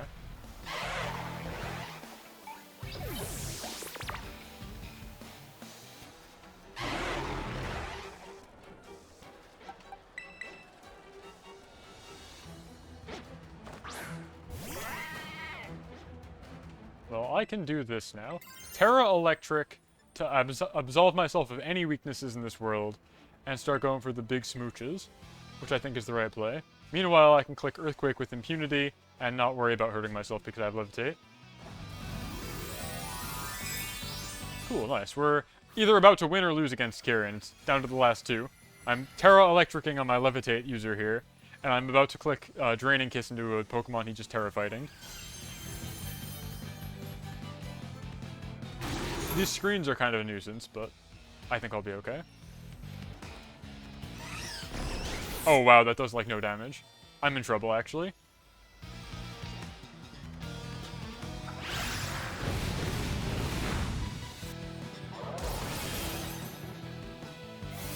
Okay. Oh wow.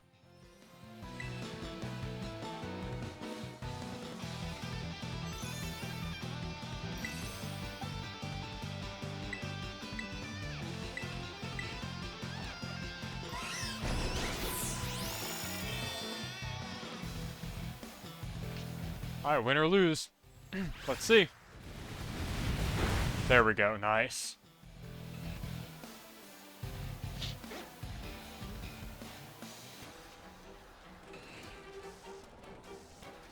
Calling me lucky because I got a critical hit. The hero's luck is what he said. Recognizing himself as the villain. Terra Fighting was almost really scary there. I don't know why you would do that.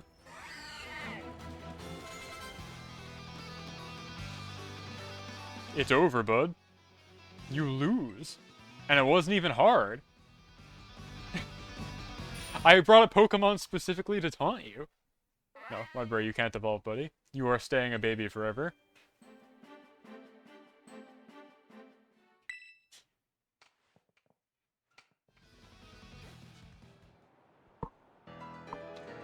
It's over, kid. And it was easy. That's the best part. Like, what? Huh? Can't believe it. Everybody's leaving you because you're not cool anymore, and you never were. Being mean isn't fun. Except when I do it. Not how it's supposed to end.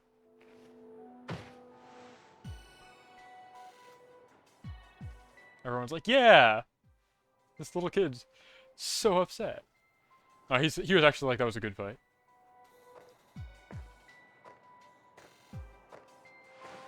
Wait, RS. Congratulations on the great fight, both of you. Shame for our champion. Or should I say, ex-champion? Got him.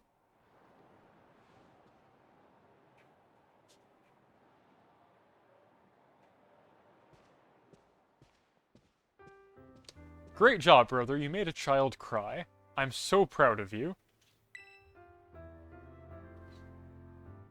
Now the title of Blueberry League Champion has been passed to you.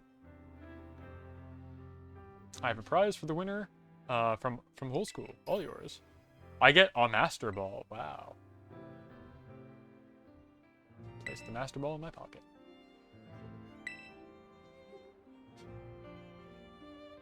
This may seem strange to you coming from someone who hasn't even managed to beat you, but I hope that we can finally go back to having fun together like the old days. I beat the evil out of him with my fists. Wanting to win is important, of course. We all aim for victory. But to persist until you dig your own grave with your... This is a raw line. He's saying to persist until you dig your own grave by your own hand. It's a spectacle... Tragedy? It's a tragic spectacle, is right? Too sad of a sight to see, yeah. Something like that. That's crazy. That's such a raw line. I want to know what that was in English. So how about we try together? No. They'll forget. Excuse me. What? I won't lose. Next time I'll win. I'll win. I'll see. Till next time. Yeah, you'll see. Whatever, dude. Bye. Don't care. Unfollowed. You had your chance.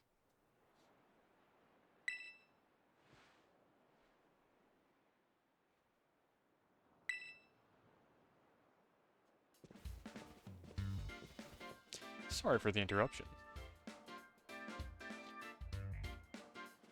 So, I would like to compliment Tom for being the new champion. It was an incomparable fight. Success that should normally be celebrated. But... however, it's a bit of a delicate situation, yeah? Stop for a moment and think about it.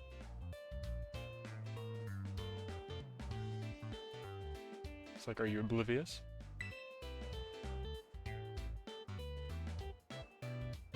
Seems obvious to me. Since Tom is the new champion, he is now also head of the league club. Yep, that's me. But I'm not a member of the school. It's a hostile takeover from yours truly. The infinite number of things that need to be reviewed. Ah, true. Not to mention that Kieran should go from champion to Elite Four, which means one of you gets knocked out.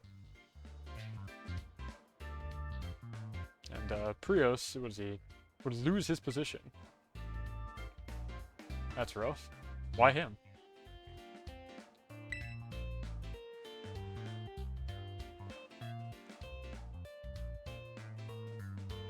We need to hear what Kieran intends to do.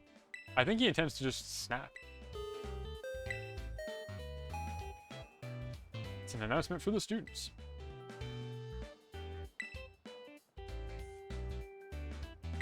Oh, we have to go talk to the professor. Is it? Yeah. He's rank 4 of the Elite Four. The politics of the gym leaders and everything, I think, is always funny. Because it is like a job. Alright, did we finally learn what the secret of Area Zero is? Like, we haven't really been to Area Zero. We beat a small child at his own game. Now what?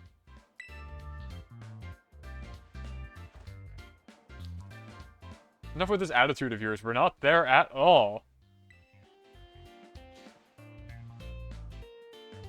No, here it's better not to stand Professor Ray up. That's not wall here. Let's go. Okay.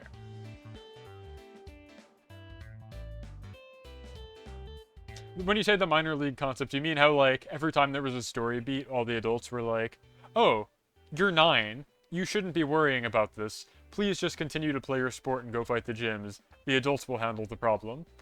Every single story beat, it was just like, that's a problem, but it's for adults to deal with. You're a child. Please continue going to stadiums and engaging in sport. It is not for you to worry about. Is that what you mean, or was there like a separate thing going on? I don't quite recall. Oh, we barely made it out of that scrape, huh? It's because I had this deadweight ogre pawn on my team. Get out of here. No, more so that there's other gyms other than the ones you fight that aren't higher tier. Oh, are there? I don't remember that at all. I truly immediately forgot everything about those games. Where's my Munchlax? Dude, where's my Munchlax? Oh, okay. I still haven't played Isle of Armor. I have to go back and get my Urshifu at some point, but I haven't done it yet. I guess I can get my Urshifu in this game now. So really, who's to say?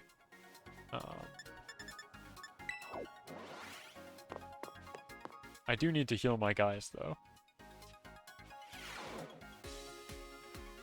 Oh, I see, I see. That's cool. Can you not heal your guys here? I'll do my item gotcha later.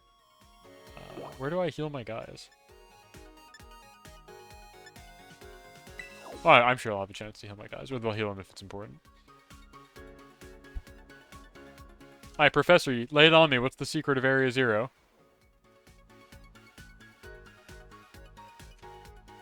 I like this type chart matchup. Did you know electric doesn't hit ground?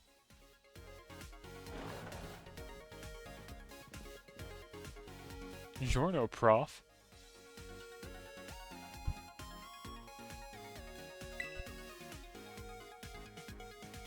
Well, you're all here. I feel like we're about to learn some secrets of Area Zero. I don't know, between you and me. A cool guest came to visit us today. What is it? Fortunately, he just left the classroom to take a tour of the institution, so you'll have to believe me that he's here. I'm sure he'll be back soon, so I've taken the liberty of giving you a preview. Please sit down. Finally.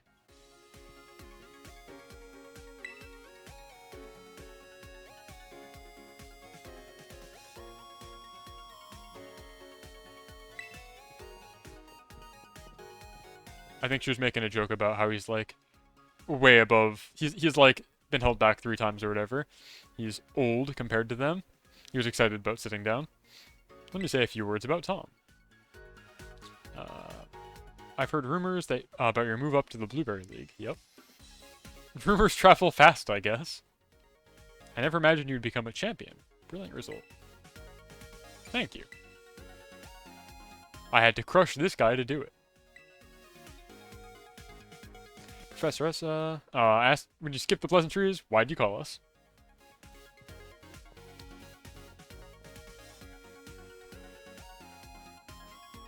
Forgive me, that was inappropriate. I'll get straight to the point, then. I have a favor to ask of you. Is it time to go? Yeah, Area Zero, let's go! We're gonna learn the secret. Or the treasure, or whatever. Area Zero? Place in Paldea? You got permission? My main goals would be to study the terrestrial phenomenon and collect some crystals. But to be honest, there would also be more tracking down a Pokémon that's resting there. The legendary Terapagos. Awesome. Legendary Terapagos? Wow. More power. Ogerpon didn't like you, but It's Gita!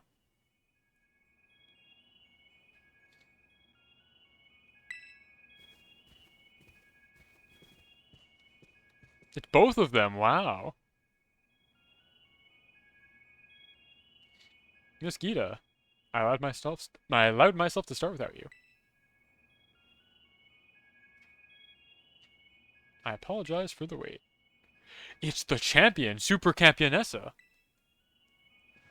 Oh, Champion Tom. What a coincidence.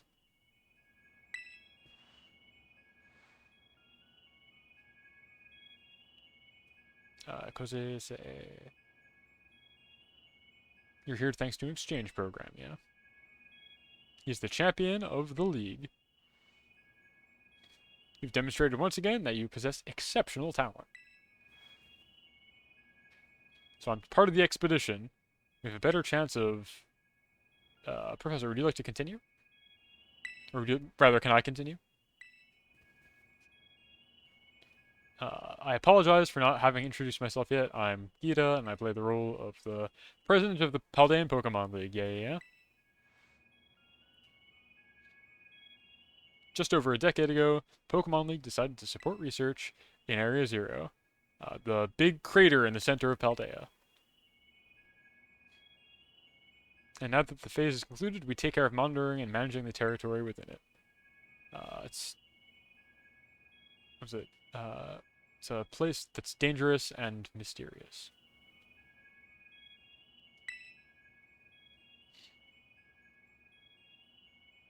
As a rule, we don't let just anyone access, let alone on-site searches. But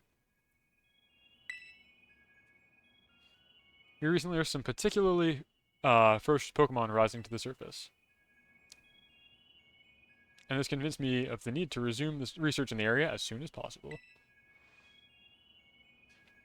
The League of Pokemon does not have the right personnel for this operation, but you, a 12-year-old, are the right guy for the job.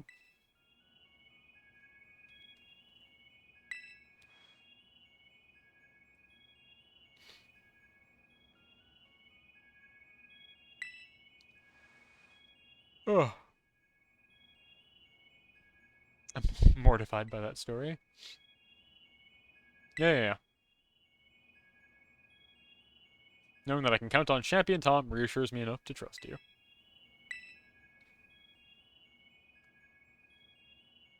Obviously, no one can force you.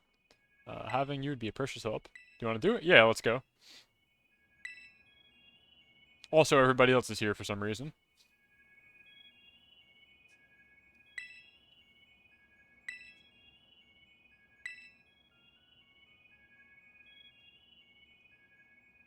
Oh, he's saying he can't go. He's like, nah. No one can force you, just the plot. The invisible hand of fate. This guy's out, though. He's not plot important enough. You were saying the league would be in chaos. He can't just leave up and go now. A nice excuse. I bet you don't feel like it, that's all. I do like how much these two have been sniping at each other throughout the DLC. It's cute. And ex-champion, how about you? You could bury me in Area Zero. No one would ever know. He wants to go. Legendary Pokemon, more power, etc., etc.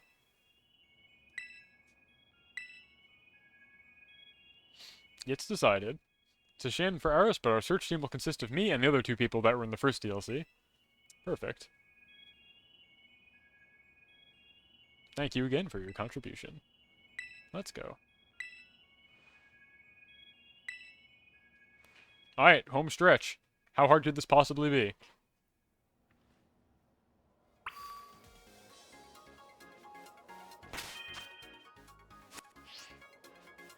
Alright, I need to talk to... Are they gonna let me heal my guys? I need to heal my guys. Okay. Yeah, they're always like ex-champion. What of you, ex-champion? We haven't seen each other in such a long time. I'm sure they would give me a chance to heal. It just makes me a little flighty when they're like, time to go do a thing, and my entire team is on death's door. Oh, oh, yummy. I'm here too. That's cute. Who expected? All of the stars are here.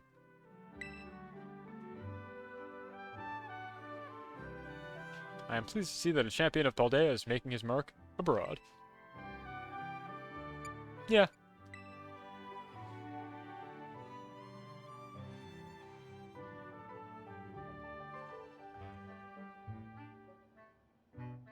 Wasn't wrong when I saw prodigious talent inside you.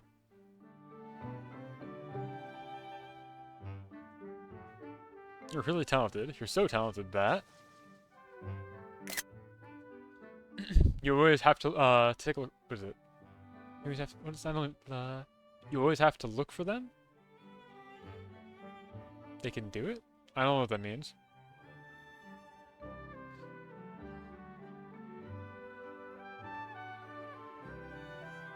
Oh, they're like, okay.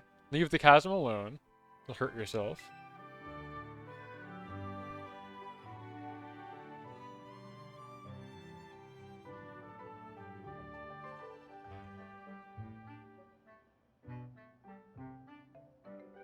Yeah, exactly. They're now, it's like being Waluigi. You're only defined by what you're a reflection of. You're only ex-champion. You don't have any merits of your own, only what you don't have.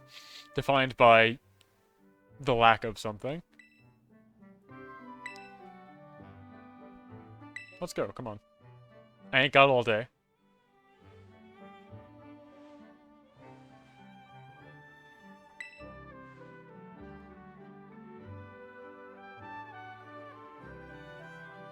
Don't lose your temper. In the end, everything went well. The important thing is this.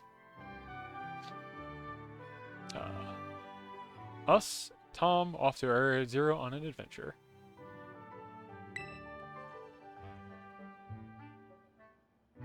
Yeah, it's really not good. It's rough for reasons I couldn't even begin to tell you.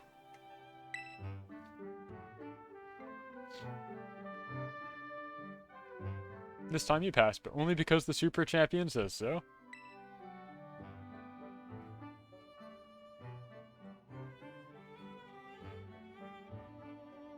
She was really worried about you.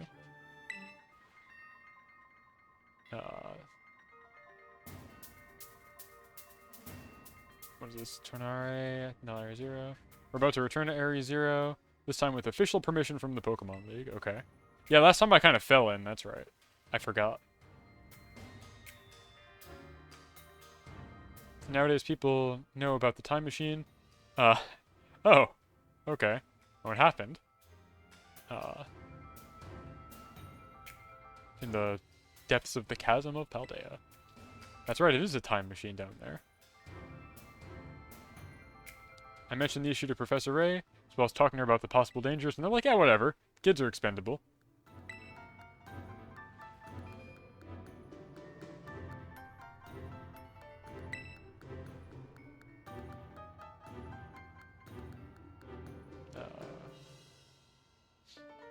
Would you mind delivering this under the teacher? The Indigo disc! There it is! Title drop. It's happening. It's just a CD-ROM. Got information about Area Zero. It's not a TM.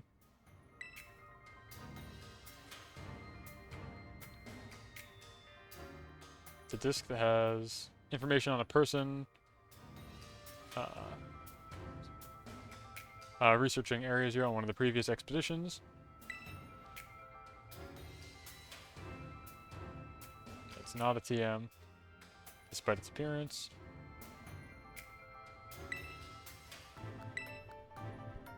Everybody gets like a music disc and a CD-ROM, and they're like, what the hell is this? We don't know what it does, though, yeah.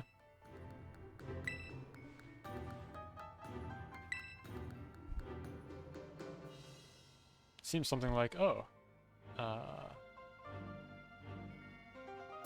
I don't understand. See, this is where I lose it. Like, when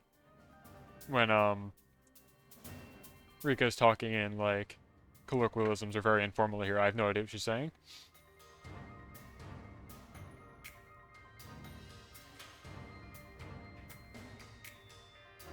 Just while you're in the center, do something. I don't know. 300 100 megabytes. If you can't find a way to use the disk, please return it to me. Yeah, that I can do. Area 0 still hides many secrets. I know you have already visited the depths of the chasm, but I ask you to not underestimate the place and the Pokemon that live inside.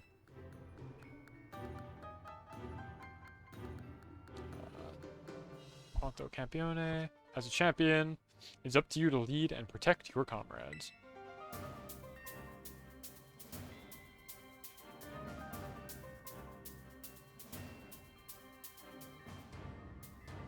She's like, I wish I could join this group, but I've got work to do. Too bad.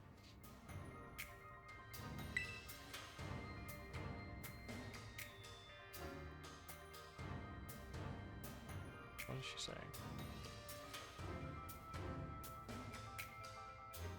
My recommendation is to smash stuff, figuratively speaking, she says, I think. The dialogue in here is so tricky. She's speaking so informally, I have like no idea what she's saying.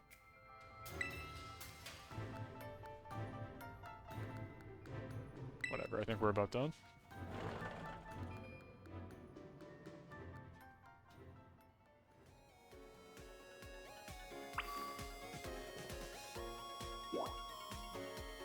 Wait, I have to give a book to the teacher, right? He's not still here, right?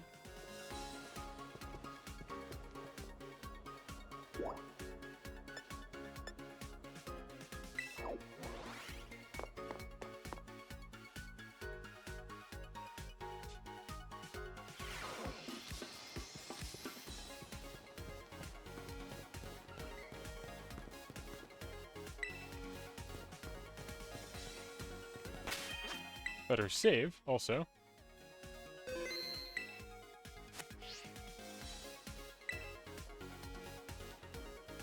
Ready to go to Area 0? I'm still assuming I'll have an opportunity to... I guess at the very least I could use items, if there's no Pokemon Center. Yeah, let's go. Feel like coming? Come on, let's go, kiddo. Chop chop.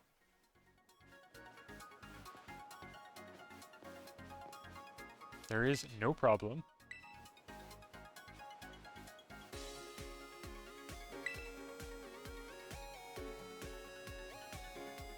Now that I know what I have to do, I'm better. He's simply better. We fixed him. Go to Area 0 and find the legendary Pokemon. Whatever it takes, at any cost. Love the spirit. Alright, let's go, kids. Time to go die in a crater. All aboard. Let's go. Chop chop.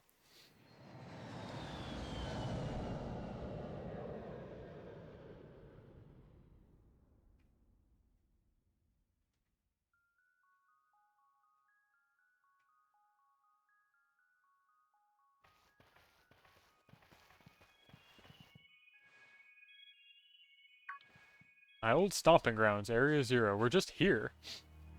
Where frame rates go to die. Here, we're finally here. I was just saying this. Area 0. I've dreamed of this moment. Lady, I come here all the time. Yeah, it's true. You could just put Karen in a Pokeball and take him to a Pokemon Center. I agree. This view is crazy. And it kills the frame rate. Achamile, what does that mean? He's just like, oh. I think that's just like an expression of fear.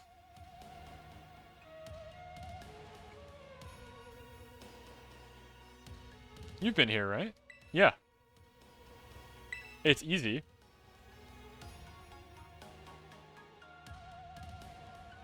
I hunted Glimmets in its depths for like hours and hours trying to find one with a mark.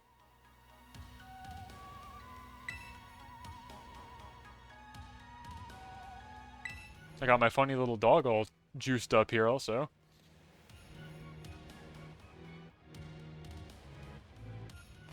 Kosodo. It's like Thingodon, whatever your name is. Oh, come caspita ti chiami. Lo sai si che... You know how big you are? You gave me a huge scare.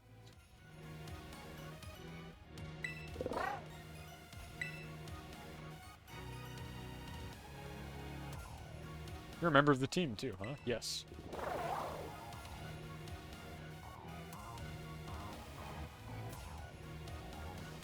This must be the famous Pokémon found in Area Zero. Sure was. An example... fascinating specimen, I guess? A fascinating example. No doubt about it, but we're not here for him.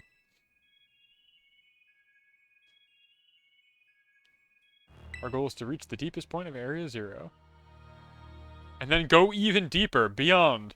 Let's go.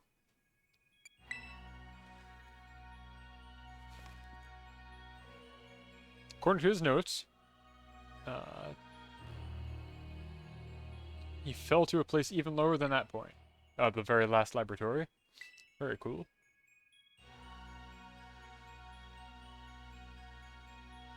And here I thought the deepest meant the lowest.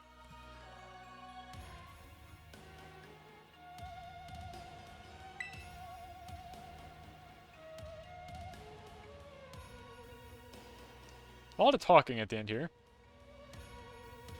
He writes that he has no recollection of how he got there at all. Very cool.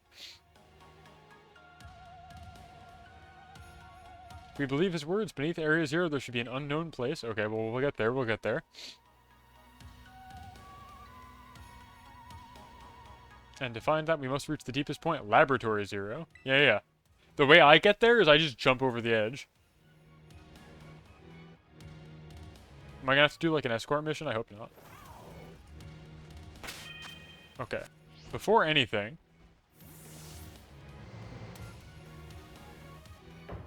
Oh, I could just take the warp pad, actually. But let me heal my guys. Or, sorry, here it is.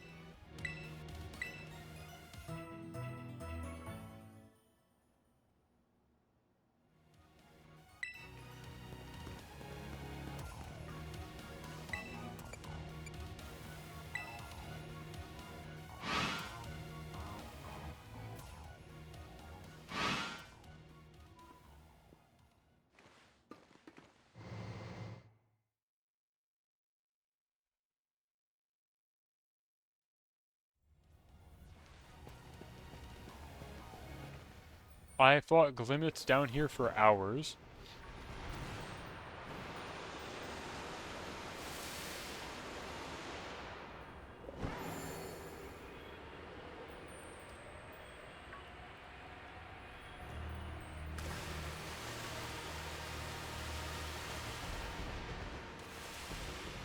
Is this not where we're supposed to be? Is this not Laboratory Zero?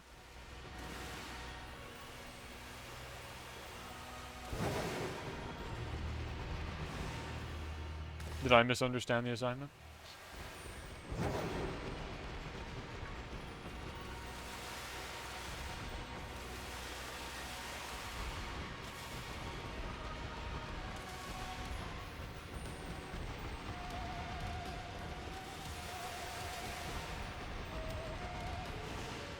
Okay, good.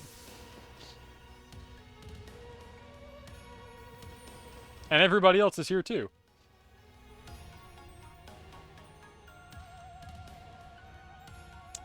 This looks like a place... Looks like the Lake of Crystals, which they've got in Kitakami. Yep. Judging by the looks of it, I'd say this is Laboratory Zero, yes. Matches Gita's description perfectly. So this is the deepest point? Yes. Same time, it is and isn't. It's the deepest point reached at the time by the Area Zero observation team. But we can go beyond. In the bottom floor, there's a mysterious room. Function we don't understand. It's not clear. But the place I want to reach is even beyond that. I'm not understanding much, but basically, let's just get into, what's the name of it? Laboratory Zero? Yes. The door is closed. Astute observation. We closed that because it was making the funny animals come out. The time-traveling Pokemon.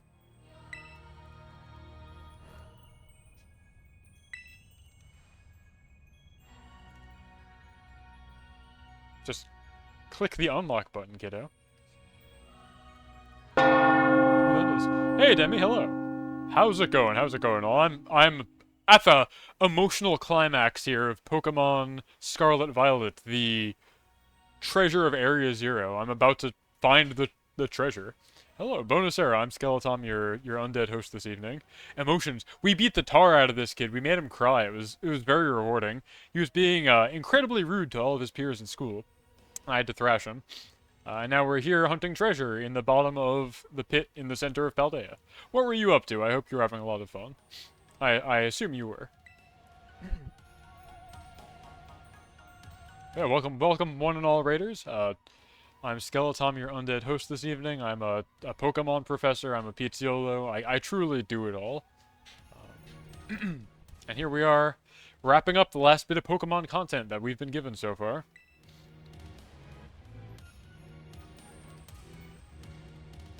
Let's see. Wait, Tom. Will you take care of the door? Can you press the button? Do I have what it takes to click the doorknob? Yes. 3 different people asked me to click on the button. Do I have what it takes? Ooh. So good. Open the door. Let's go. It's a very bad idea, but we're doing it anyway. Access revoked. Due to a long period of inactivity. Uh-oh. Not opening. Something wrong? Yes.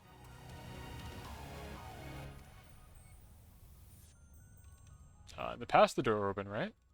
Are there any other requirements that need to be met? Well, we need the professor, and they're not alive anymore, so that's gonna be tricky. There's someone inside. Oh, they want the Indigo disc. Present the Indigo disc. Earlier, we were given a disc as the title of the DLC is named the Indigo disc, and everybody's like, I don't know what this is, and it's just like a photo of a Walkman CD, a regular old CD-ROM, and everybody has no idea. Truly children of the digital age, all of them. Yeah. Give it that disc. Everybody's so confused. I've got it in my hand right now.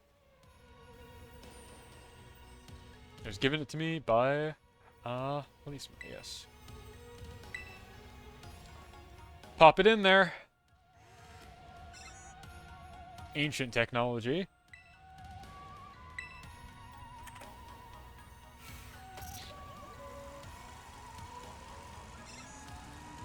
Verification complete. The elevator has been changed to the Grand Abyss Zero. Let's go.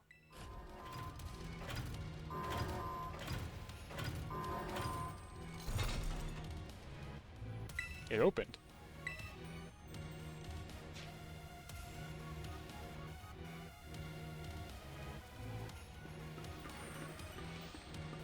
Yeehaw.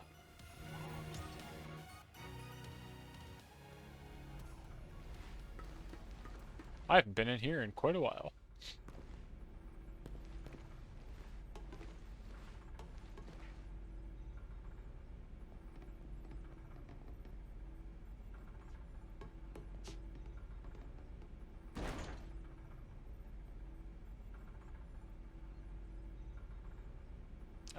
Quanto. Can't see anything, I just hit my head, it's so dark. Maybe use your head before you start running blindly. He's so snappy. My word. Seems someone has recovered. Yeah, he was really sad like 5 minutes ago. Where's the professor? Oh, she's right here.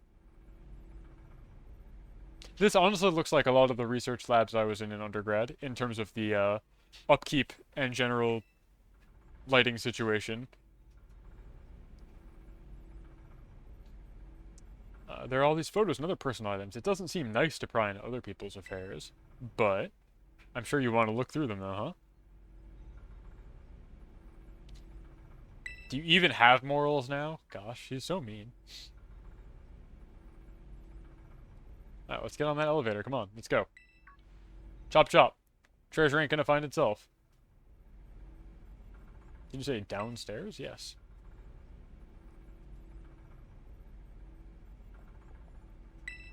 Let's go, come on.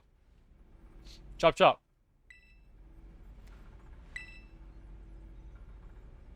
I don't know why we have to do this whole big song and dance cutscene every time we open a door. It is not a big deal.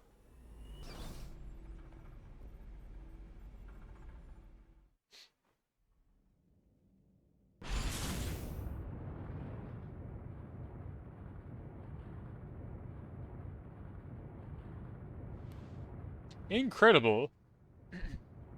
We're going at lower and lower. It's an elevator. What did you expect? Okay. Goes pretty fast. It almost feels like we're floating. We're gonna hit that zero gravity point pretty soon. I have a question. I have a favor to ask. Question. The voice in the panel we used to open the door. He said something about an elevator. Where is it going? The Great Abyss of Zero. Beyond the deepest depths we're going.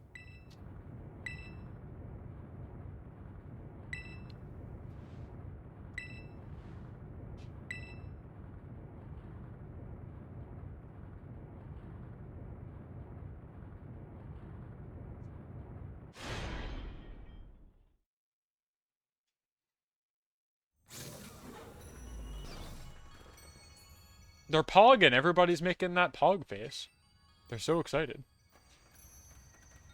Here it is, the Great Abyss of Zero.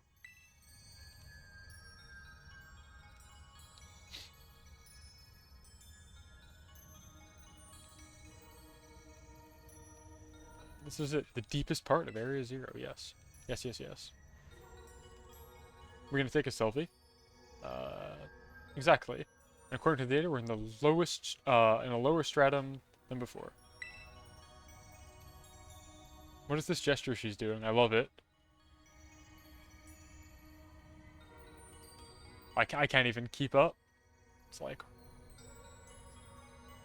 Yeah, every time I lower my hands quite too much, they fall out of frame. But I love the gesture she's doing right now. What does it mean?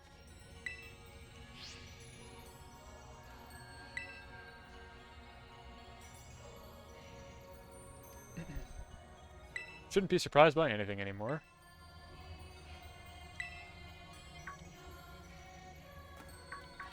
Ooh. Papers to eat. Delicious. What are desks doing here? It's a report by the professor. Famous Professor Oleum. She's dead now. But it's okay. What do we got? Al de Soto. Beneath Area Zero. Vast cavern. Inside rests Terapagos, the treasure of Area Zero. He protects himself from enemies by crystallizing his body. It seems that some time is needed before his awakening. Well, what could possibly go wrong? Perhaps due to the influence of Terapagos, all terrestrial phenomena inside the cavern have never been seen on the surface. The terrestrialization seems to unite all the types. I will give this terra type the temporary name Astral. Very cool.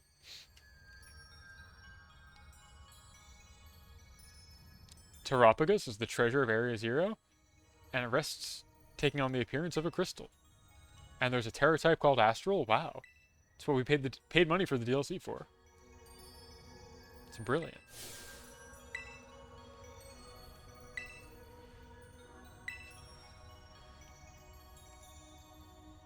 Quick, let's go deeper. Oh, man, sorry, pardon for the yawns. It's late today. I've been streaming a lot this week. This is the 4th day out of 5 that I've been doing a stream. I definitely won't be streaming that much in the coming week, that's for sure. Let's see. Let's move on, but be careful.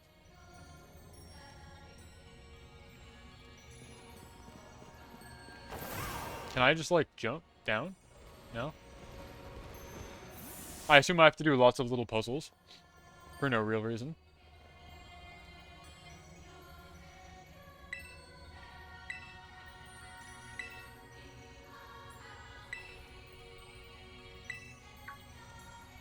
I have to find a place to break this from. I love the hand gestures this lady does. This is a great animation. Everyone stop. It could be made up of pure terrestrial energy.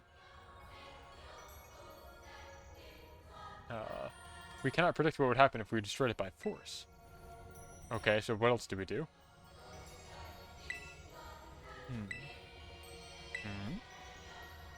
What if we kicked that guy's ass? He's asking for it. He's all fancy. Is Pokemon doing? What is a Pokemon doing in a place like this? But above all, what happened to him? He's surrounded by a strange energy.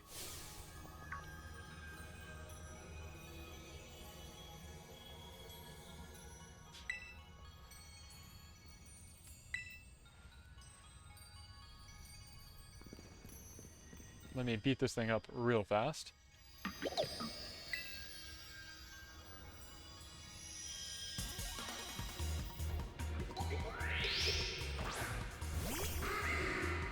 Well, I don't want to be Murkrow, that's for sure. There it is, the Stellar Terra type. It's got a little turtle hat. I love it. So this Terra type, unlike all the others, does not change up your defensive typing at all. You still are effectively whatever you were, but it gives you a weakened version of same type attack bonus on the first time you use any given type, and it makes your Terra Blast really strong. But I don't care about any of that because I'm switching into ground type and I'm clicking Earthquake. I'm going to one-shot this clown.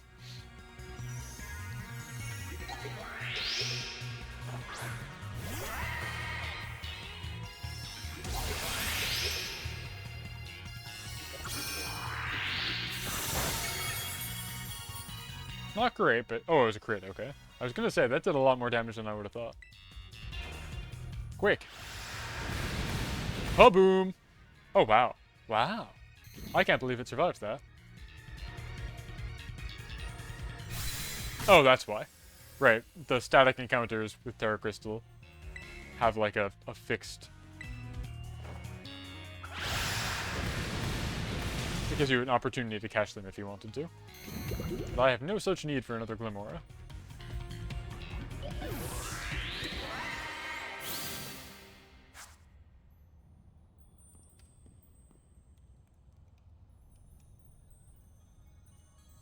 Well done, Tom. Amazing. Magic Puzzle Cavern, let's go. Huh? But then, when the glowing Pokemon leaves, the crystal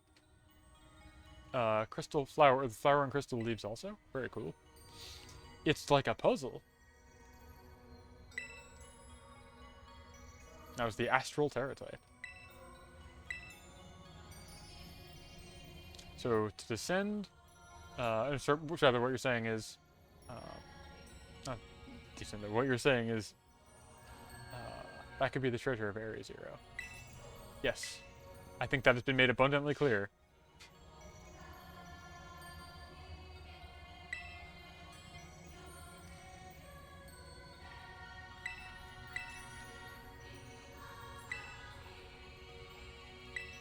Let's go. On the ammo.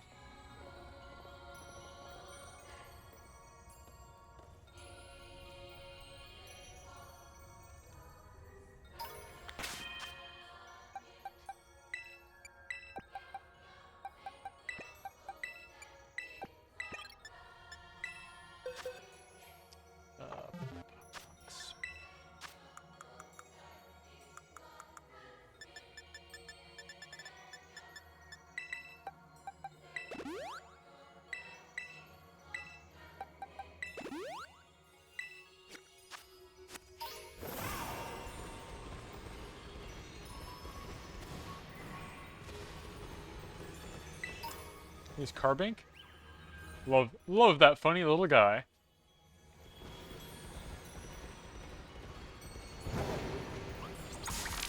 Oh. I have no need for more Glimmet. I have one already, clearly.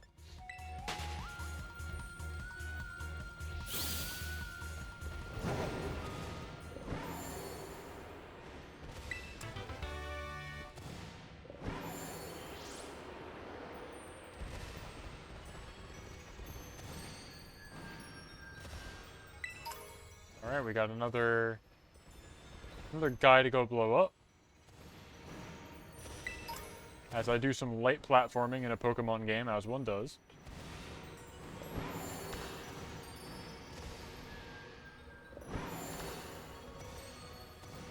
There's my funny little dog.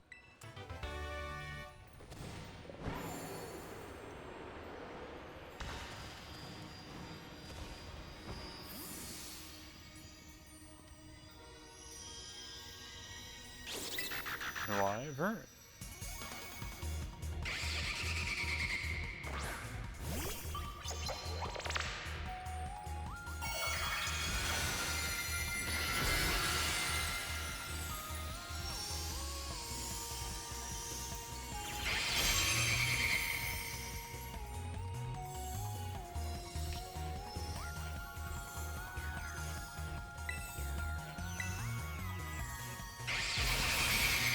Alright, I'm rock type.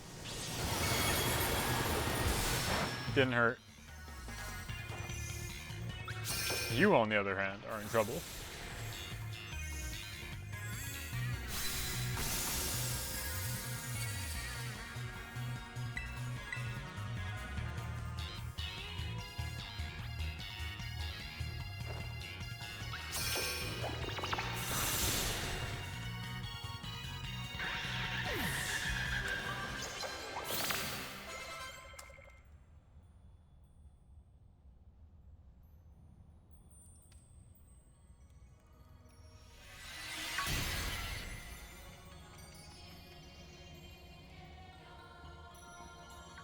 I have once again cleared the way.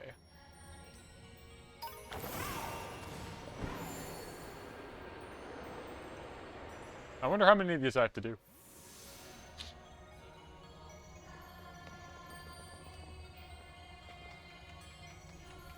Pokemon, Koraidon, right? Too many. I already feel like I've done too many. Like 3 is the correct number. I get it. Do you get it? You fight the thing that's terrestrialized, and then the door opens. I can 2-shot them, so like this is like, what is the point? My, how he jumps. We're almost there. So she says.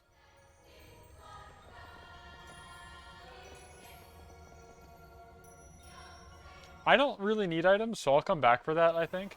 Like, not to brag or to make light of a situation, but I'm pretty stocked on just about anything you could reasonably need in this game because of all the raids that I've done. So I'm good. If it saves me even 5 minutes, I'll come back for it later. Okay. Got another one.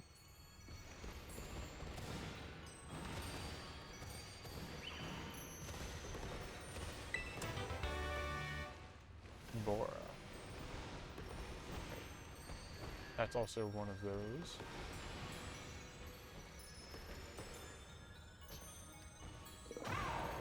Why am I not seeing where I'm supposed to go? Oh! That's why.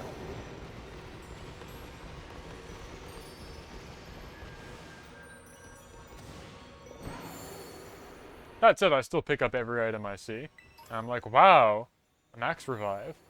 That'll sure come in handy. Hey, Bot, how's it going? Nice to see you. What were you up to? Sifu raid? I don't know what game that is. Can you explain Sifu to me like I'm perhaps a 5-year-old? Bird, thank you. My god. Everybody's coming through. I'm here at the very end of the DLC for Pokemon Scarlet and Violet. So this is the very last bit of content that this game has to offer. I referred to it as the emotional climax earlier. We're about to discover exactly what the treasure of Area 0 is. And spoiler alert, it's a turtle.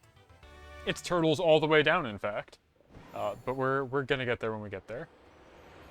Sifu is like, if you got an ass, I'll kick it, kinda. Oh, Sifu is like a action kung fu game. That's awesome. That sounds great, actually. What type do I want to be? This guy's ground and electric. I've been clearing through the DLC here with my team of all baby Pokemon, so that's what I've been up to. I'm using my little cup team to fight through the Elite Four, and now I'm doing the post-game stuff. It's nothing but stylish fighting and dying. Yeah, I hear ya.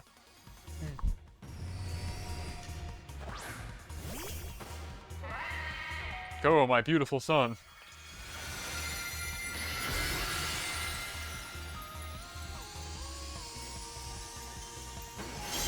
Yeah, so the big ad that they had in this DLC, other than a couple new guys, is what we're seeing right here, which is a brand new type, quote-unquote, the Stellar type. And it doesn't actually change your defensive properties in any way. So this guy is still electric and ground type, and I'm about to one-shot him with Earthquake. But it gives you a small attack boost on every type the first time you use it. And it boosts the power of your Terra Blast. It's really underwhelming, but it's very pretty. It gives you a funny little hat with a turtle on it. Wow, gravity, okay.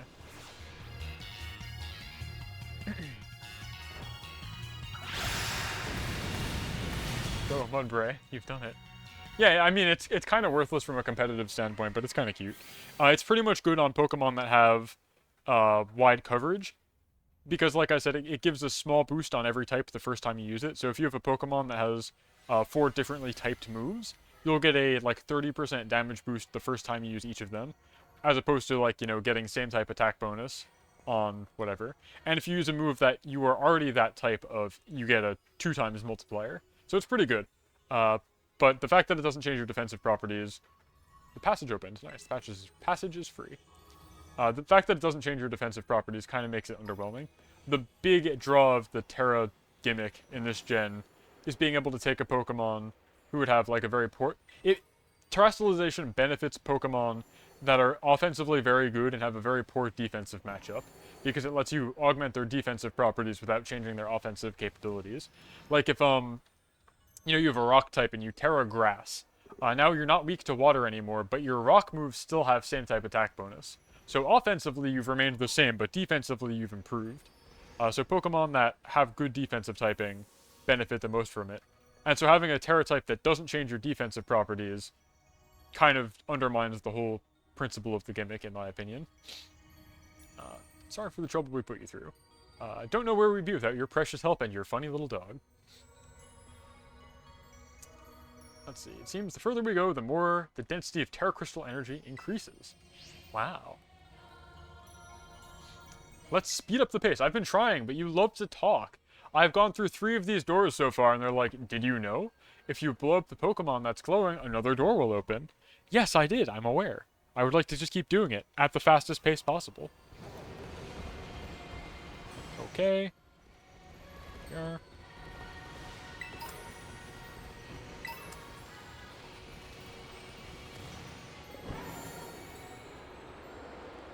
Oh, there is one other thing I didn't mention about the Stellar Terra type, because it's really bizarre and niche.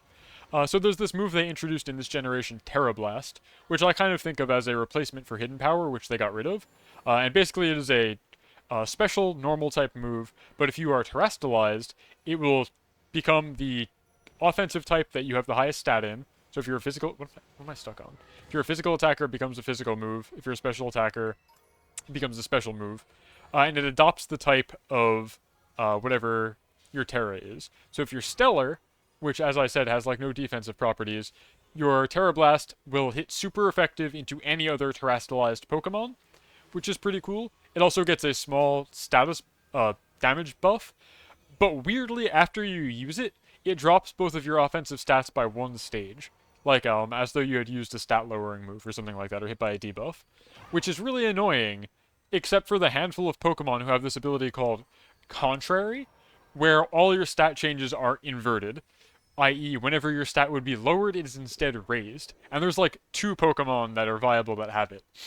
So you could, in theory, run Stellar Terra on one of them, and actually get a stat boost every time you use Terra Blast, which is kind of funny to think about. But other than that, it's really very underwhelming.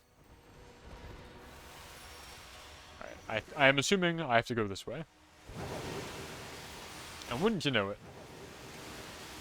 Is that a Garganical? Yeah. Yeah. Contrary is like the signature ability of the snake from Gen 5, one of the starters. Snivy Superior. It can get that. And then there's like a couple other guys who have it. Malamar has it, which is a squid Pokemon whose gimmick is that you evolve it by flipping the DS upside down. Because it literally inverts its design when it evolves. And it has that ability as well. It also has a move that can make other people afflicted with Contrary. So like, if your opponent has buffed their defenses to the max level, and you hit them with the signature move Topsy-Turvy, they have now debuffed their defenses to the minimum level, and it's a very bad time for them. Cool stuff like that. It's a wild ability, I agree. Okay, so Garg is also just rock type, so I can once again hit him with the old Mudbray, and I think we'll be good. I might try and catch this one. I have a soft spot for Garganical. One of my favorite Pokemon from this generation. I'm so delighted that they finally made a Mono Rock type who does something interesting. It has a role beyond just being a rock type. It has a really cool signature move that does Sustained Chip. It has really interesting type matchups because its signature move is super effective against two types that would be otherwise super effective into it. It can hit rock types and water types for super effective damage over time. It's resisting Ghost arbitrarily. Very cool. It's got a really neat niche. Let's catch this one.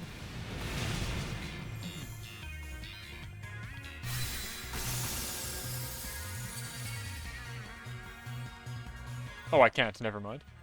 Well, so much for that. See ya, Garg. It's been real.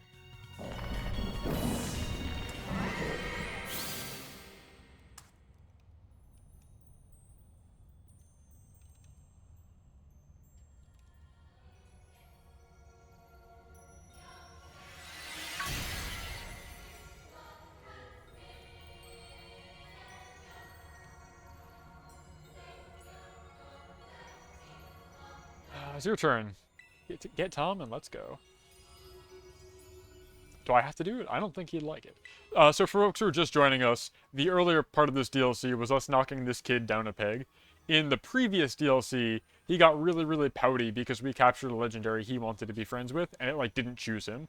Like, we gave the I said capture, but we gave it a choice of who it wanted to hang out with, and it didn't like his attitude because he had no self-confidence, and we ended up capturing it instead. As a result, he became a huge villain at his high school, and was very mean to everybody, and so we just had to kind of humiliate him, and bring him back down to Earth. But it's very funny, because to everybody who wasn't a part of the original DLC storyline, i.e. all of his classmates, he basically went home for winter break, and came back as, like, a tremendous asshole, and there's, like, no explanation as to why. He just became very mean overnight. Nobody knows it was because of me. What are you waiting for? Nothing.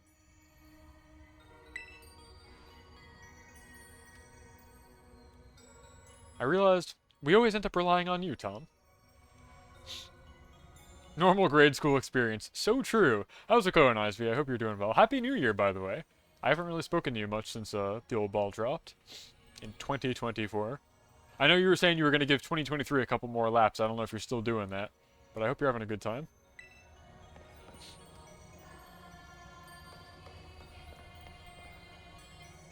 Not been speaking much in 2024. Well, to each their own. I certainly can't force you. But it's always nice to hear from you. I've been here the whole time, for example. That's cool.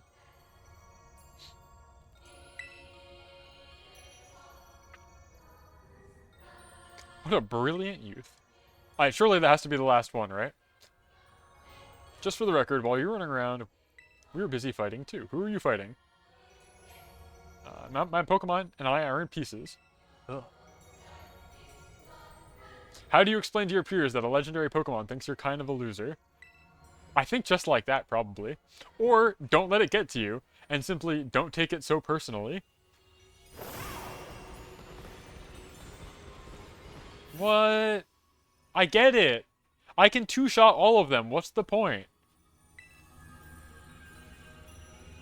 What's the point? Everybody get your JO crystals. Let's go. Charge them up, charge them up. They're all glowing. The energy is really, really powerful. Let's go.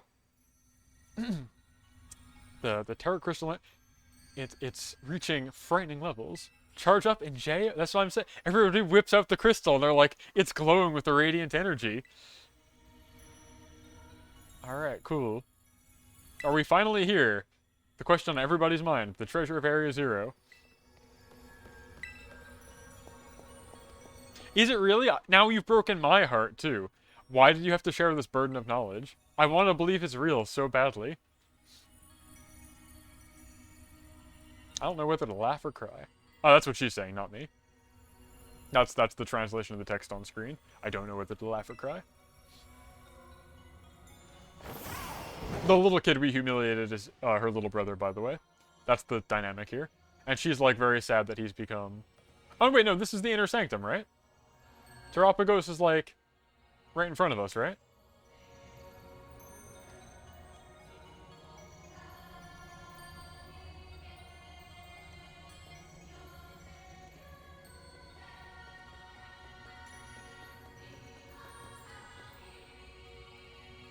Where are we? The atmosphere in here is completely different. The vibes are totally whack. Oh yeah, like I said, I don't need items. I showed my inventory off before. If it's optional, I'll come back for it later. I'm assuming I can come back here. If I can't, oh well, I'll deal. I'm not hurting for items or treasures or anything. There's something on the basement. The baseboard. I can't tell you how happy I was when I saw the design for this legendary, though. I'm very sad that it's going to be restricted only, because I don't think restricted is a fun format. I think the power creep is simply too high. But it's very cute. I'll check right away. If I could get my hands on the treasure of Area Zero, nobody'd think I'm a loser anymore.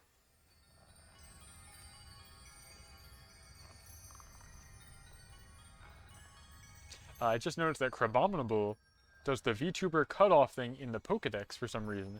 It just doesn't show the whole model despite there being room. What do you mean by that? Do you mean like... what do you mean the VTuber cut? Because like, I don't show it off much, but there is more of me down here. Like, it's typically not on screen. Or do you mean how it's like a window in a window? How just now my head got cut off because I scrolled out of frame. Where was I? I was like... here, I think. Something like that. I'll have to check the Pokedex to see what you mean. I could finally beat Tom with such power. I love that this professor is, like, taking this very emotionally traumatized child, and is like, we're gonna go find the legendary treasure, and he's like, I could use that power to kill my schoolmates. I could absolutely, you know, humiliate everyone who's ever bothered me, and she's like, that's fine. I think it's totally a good idea to take this little kid, this poor, impressionable youth, on this journey to unlock the ultimate super weapon. Oh, I see what you're saying. I'll have to check out the Pokedex. Yeah, just yank on it, dude. Pop that thing out.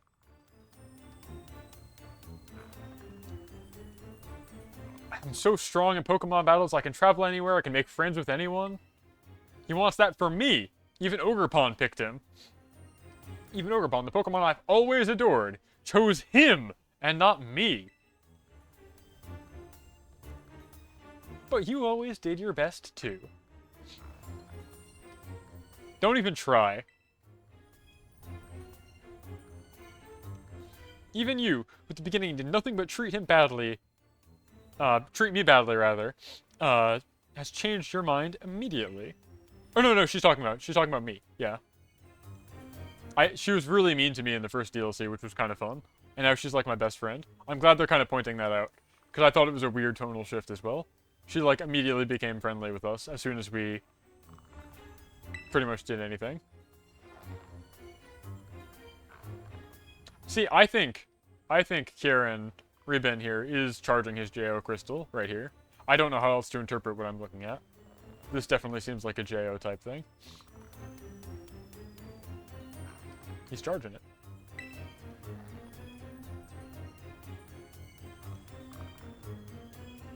Maybe I'm wrong, but that's my interpretation of the situation.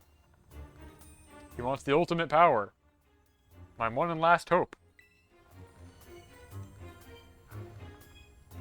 There's no doubt about it. That has to be the crystal. I don't see any alternatives. Use all the force you've got. Get the treasure of Area Zero. Pop that sucker out. Let's go. I mean, don't help her nothing. There it goes. It's a Chaos Emerald. This crystal must be Terapagos. Kieran's unlocking Chaos Control. He's going to the special stage. Let's go.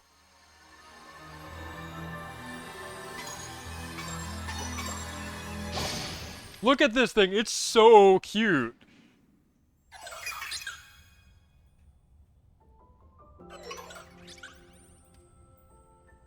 This is the legendary Pokemon of the DLC. It is from him that the terrestrial phenomenon is born. Master Ball, let's go. Not letting it get away this time.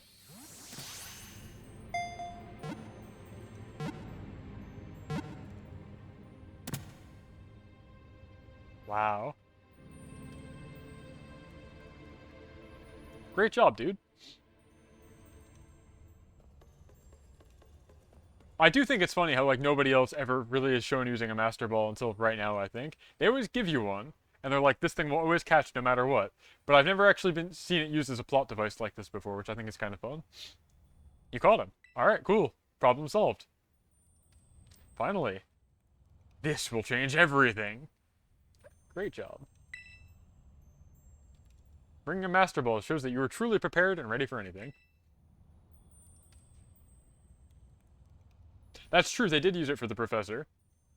I think it's cool. It's an artifact of such power that every game has had. It's like a common thread through the entire Pokemon universe. Everybody always gives you the Master Ball, the Deus Ex Machina, or yeah, like it can solve the problem, right? And it's always given to you, the player, to use whenever you want. Like, I still have all of the ones I've ever been given in this game because I just don't need them. But they give them to you. We never see other people use them, really, at all. But they seem to be so powerful. Now I'll finally be able to study Terapagos how and when I want.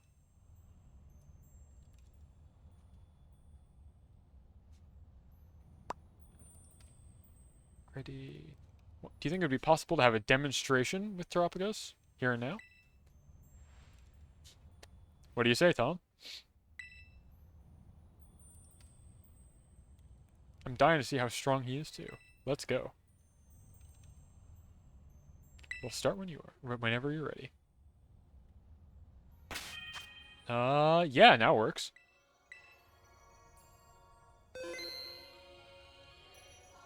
I guess I could bring Ogerpon. I don't really have a strong feelings about Ogerpon. I could try.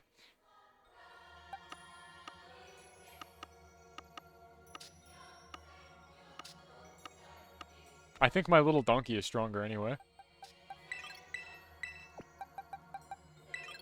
We'll find out. We can try.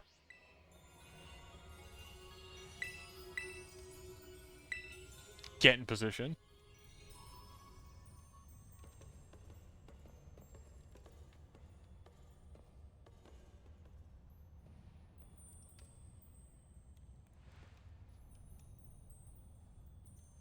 But don't get your hopes up. I will win.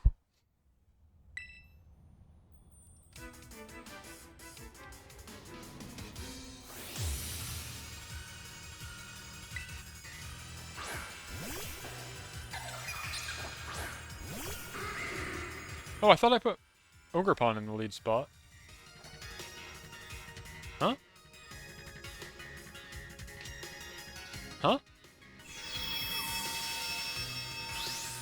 I'm so sure I put Ogerpon in my lead spot here. Oh, it's still knocked out? Oops. I forgot they don't heal when you put them in the box.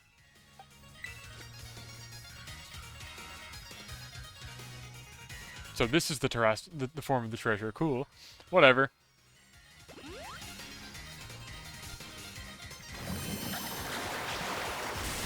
Okay. Might as well Tailwind.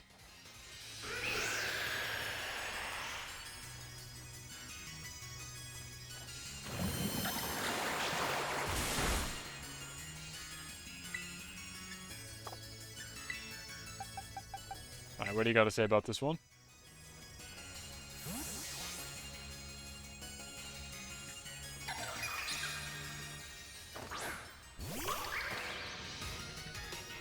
Nope, he doesn't have anything to say. Unless he's about to say it.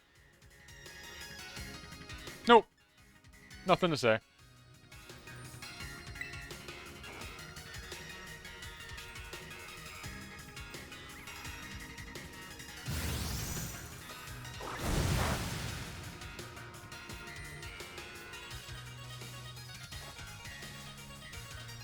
Wow, a critical hit? Wow.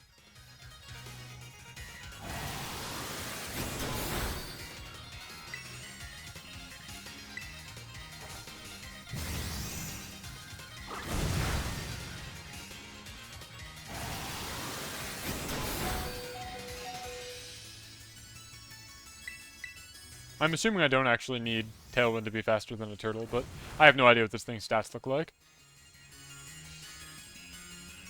Wow, I dodged. Incredible.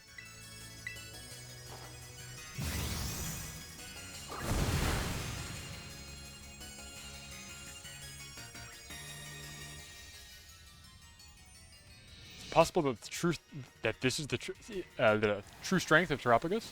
Something's off. This thing gives 4 EVs? That's unprecedented. But also you can only fight it once, so who cares? Alright, check out this next maneuver. I'm about to click close combat and end this guy's career. Boom.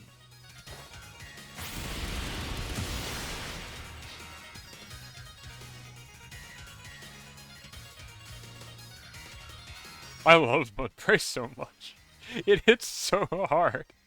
It's a stupid little baby horse. Why does it hit so hard?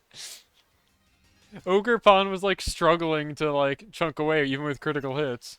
I'm just like, ah. Can't be. My turtle is not a battling animal. Who'd have thought?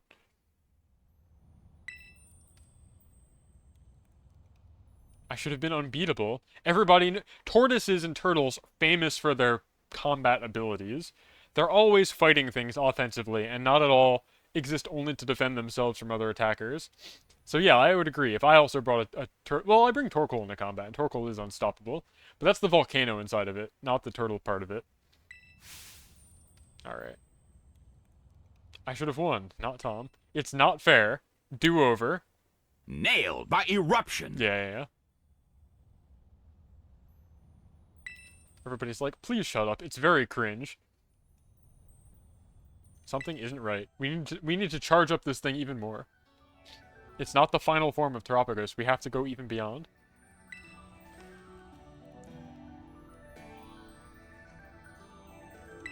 It's different than how he's described in the book. So is this not the treasure of Area Zero? No, it is. Definitely is. But maybe something is missing.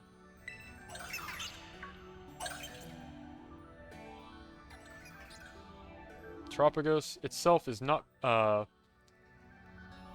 Terapagos itself is not pure energy. You have to give it the old terrestrialization crystal. Let's go. It's so cute! It's so cute! It's just a little flying saucer guy. Alright, time to activate Turtles all the way down mode. It's gonna get a turtle hat of itself, and I believe it gets a pedestal it stands on. In this form. Check this out.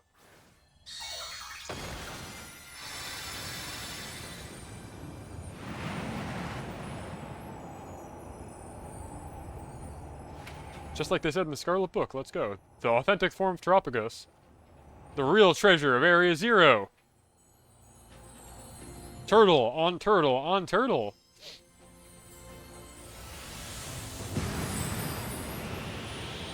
All the way down.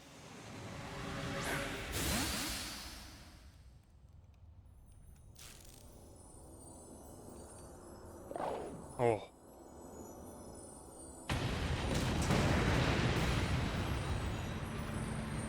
Oh, this is bad. Call it back to the Pokeball, please. Come on.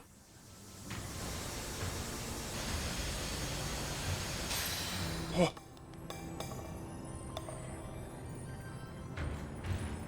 That's unfortunate. That's cool.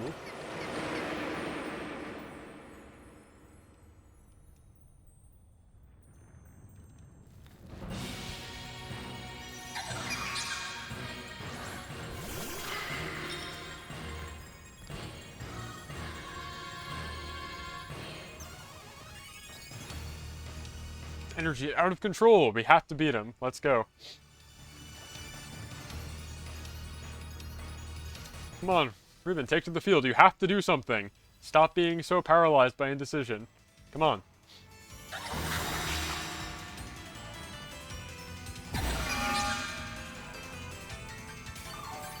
Ooh, I do like that. That's nice. But Murkrow here is not a fighter. So we're gonna Tailwind.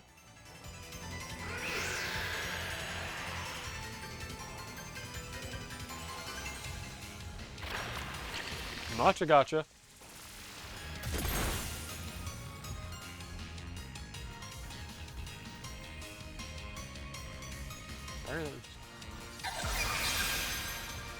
He's got a barrier. Terra Starstorm, let's go. That hurted. And for good measure, we'll do a sunny day. And I will probably die after this, but that's okay. All part of the plan.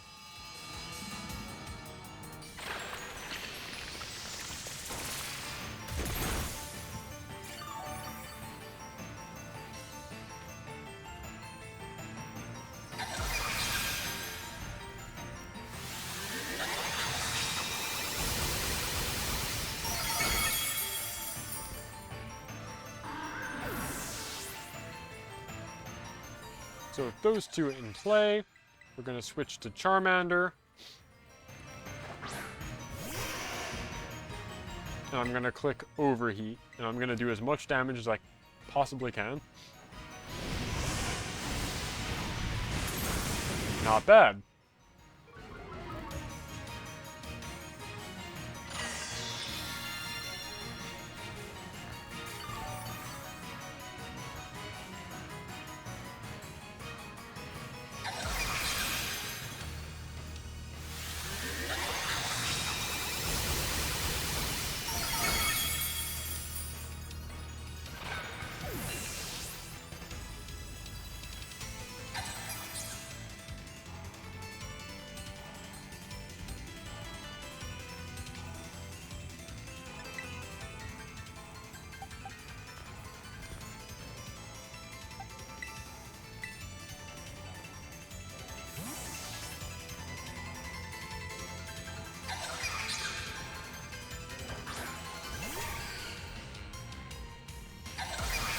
It's going to do very little damage, I would think. Never mind, it does quite a lot of damage.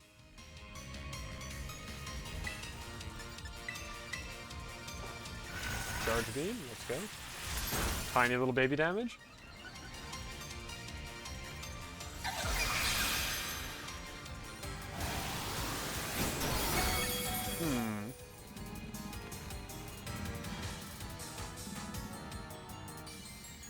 Fight back with Terastallization. I mean, I'd love to, but...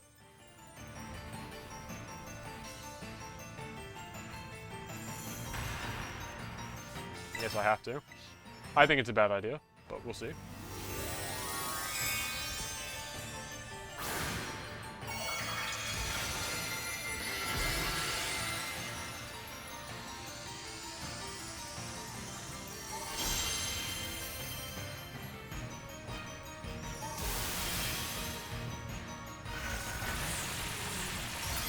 That did a lot more damage, which is good.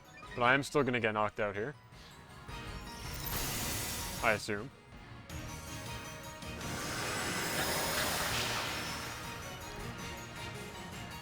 Oh, I forget it unterastalizes your guy. That's cool. It absorbed the energy of terastallization. That's crazy. And put up a new barrier.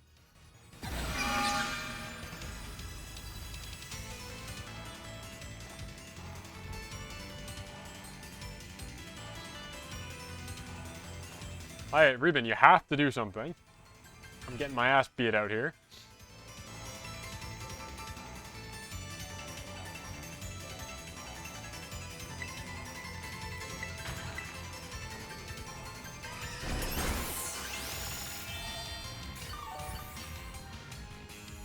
Did not heal a whole lot.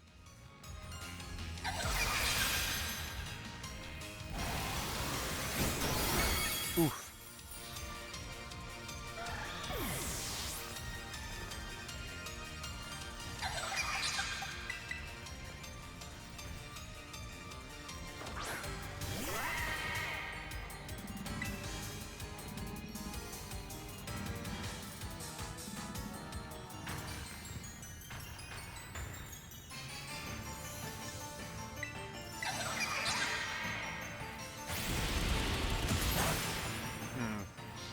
Not enough. And he's gonna one-shot me now. Or close to it.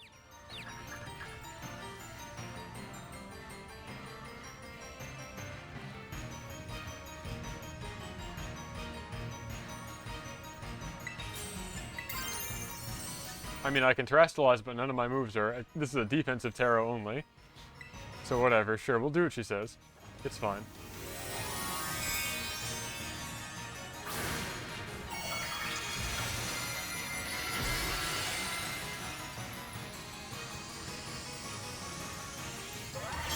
Worse? Worse how? What do you mean by that? I'm gonna hit myself, watch this. Yep. Very cool. What do you mean by worse? Oh, wow. That's cool.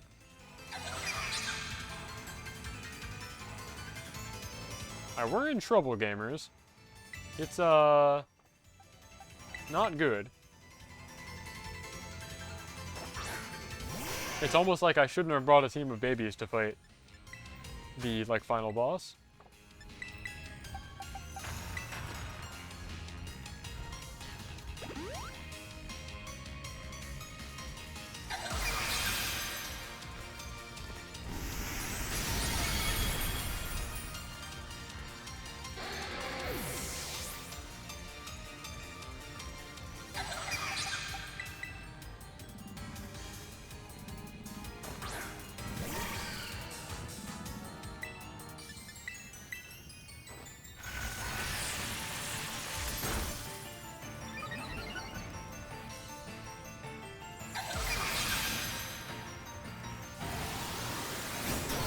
This needs to stop doing so much damage. It's unacceptable.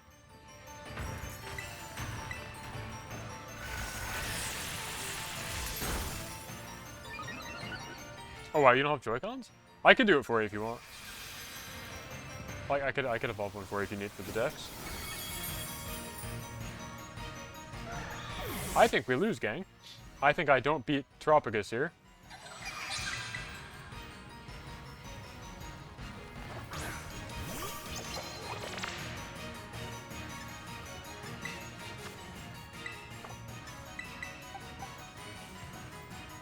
My motley crew of babies just does not have what it takes.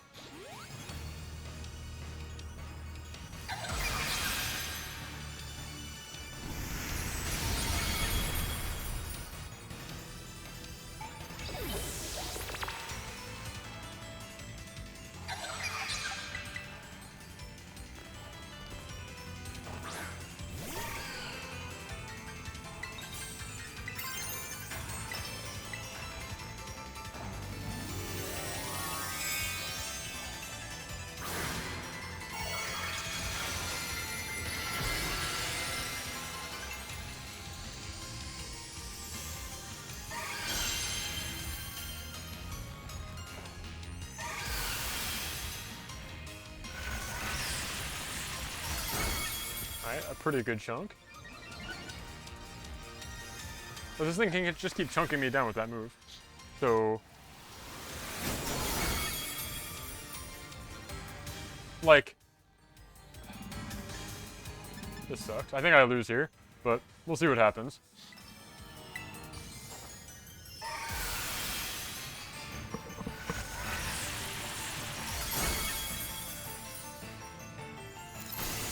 I think last time I broke the barrier, it just unterrestrialized me and didn't attack.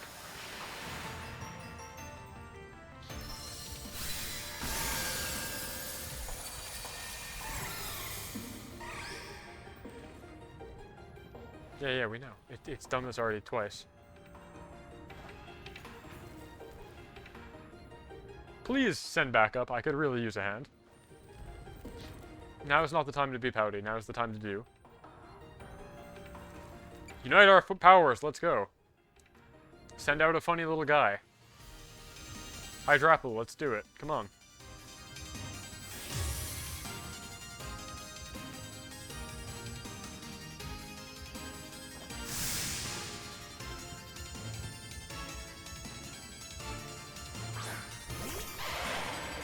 This is a fun remix of the Terra Raid music.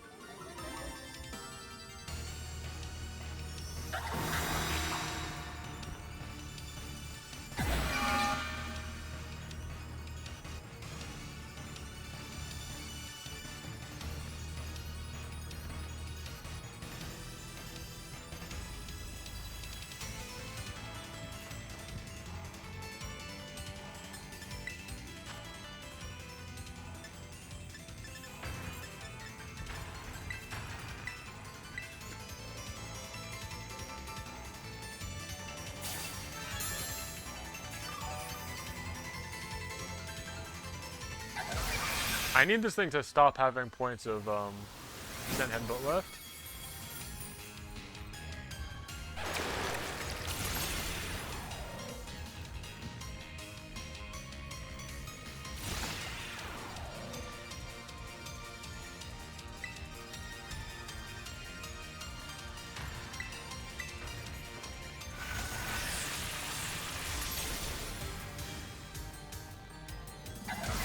Okay, he's still got some of those, huh?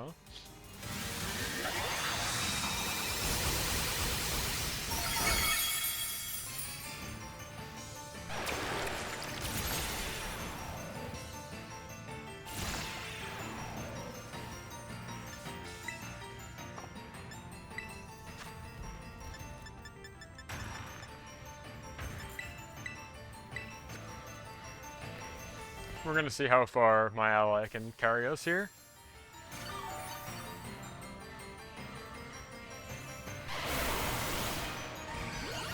Alright, I've been cheered. My desire to hit critical hits has gone off.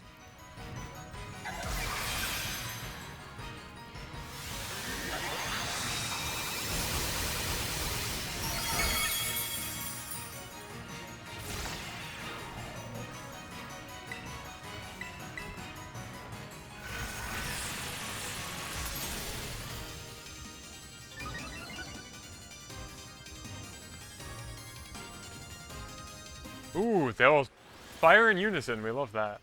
Pickle Beam is such a funny move. It's got a 1 in 3 chance, I think, to just basically double in power, which is a very funny concept.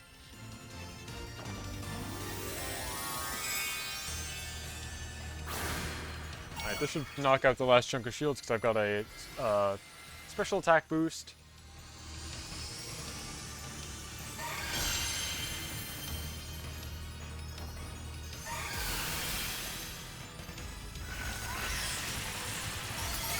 Yep, beautiful.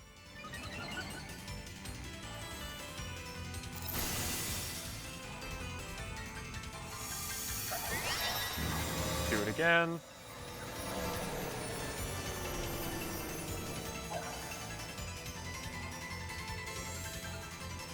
It looks like I wasn't able to.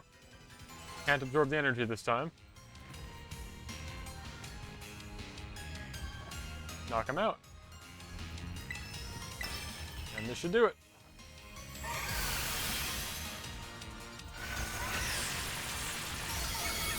Easy.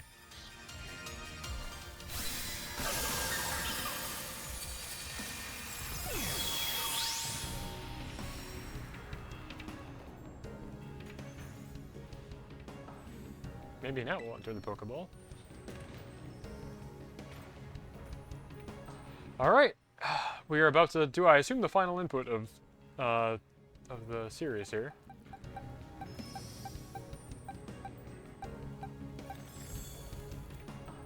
Kind of want to put it in a heavy ball, because I think that's kind of pretty. I usually do Premier Balls. Putting it in a Sport Ball would be kind of funny. I usually do Premier Balls for everything. But heavy might be cool. It kind of looks like Terapagos, with like its blue and gray color scheme.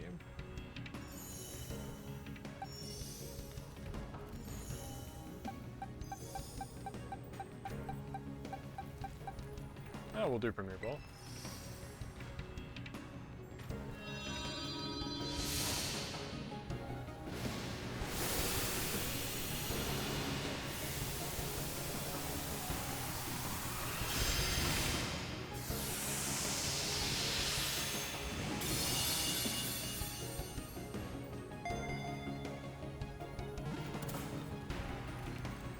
Nice.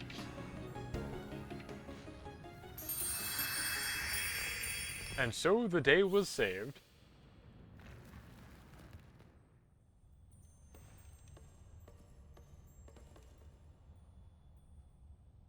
Calm down. At least I think so. Is everything okay, guys? Yeah, and you, Professor?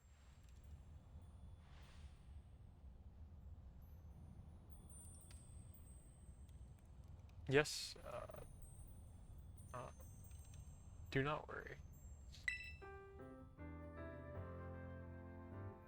Because of me, you were in great danger. You know, in retrospect, taking high schoolers into the Great Abyss Zero, who could say it was a bad idea? Now, I think we've all learned something important today. Because of me, you were in great danger. I'm so sorry, I owe you an apology. She's like, nah, it's fine.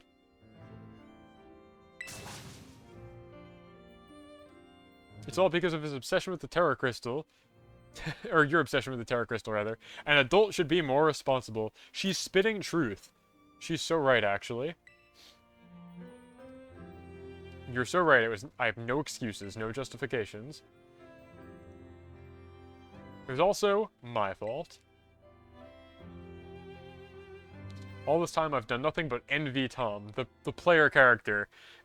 Kieran Reedman here has done an interesting level of genre savviness where they've identified that they're not the main character and they really want to be.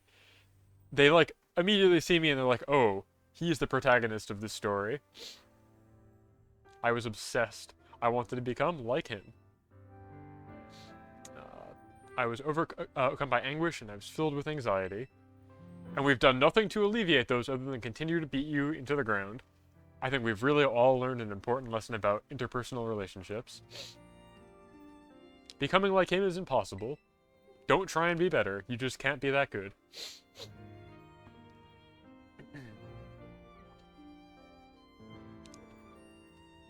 Finally, I can resign myself in.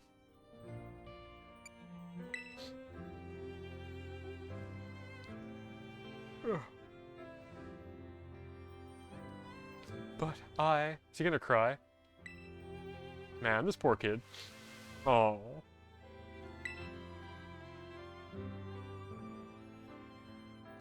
You're such a moron.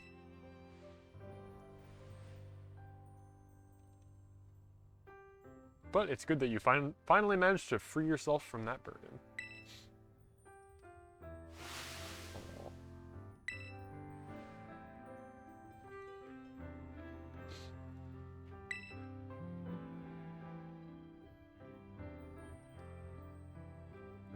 But you were all brilliant. Now that Tom has managed to capture Terapagos, the mission to Area Zero can be considered concluded. Back to the school. You've got a report due tomorrow about everything you learned in the Great Abyss Zero. And I think I'm about to see credits, which will get me muted. Because I think it's a licensed piece of music. As soon as those roll, I'm out of here.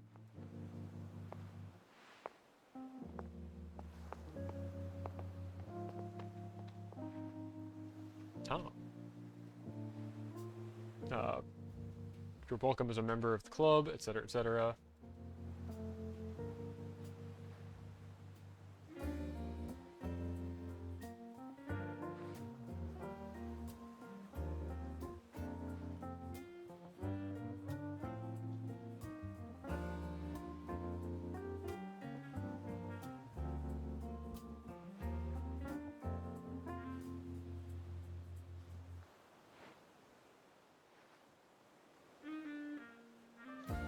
Cool, we're friends now.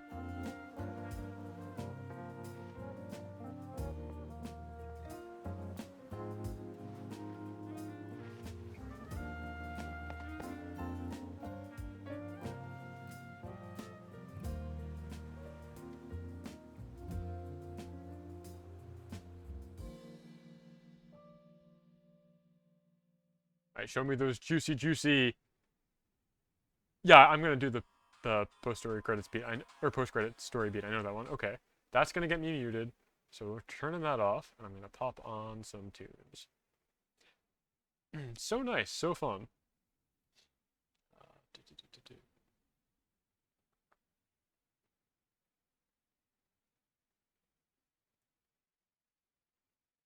Wait, why is this not?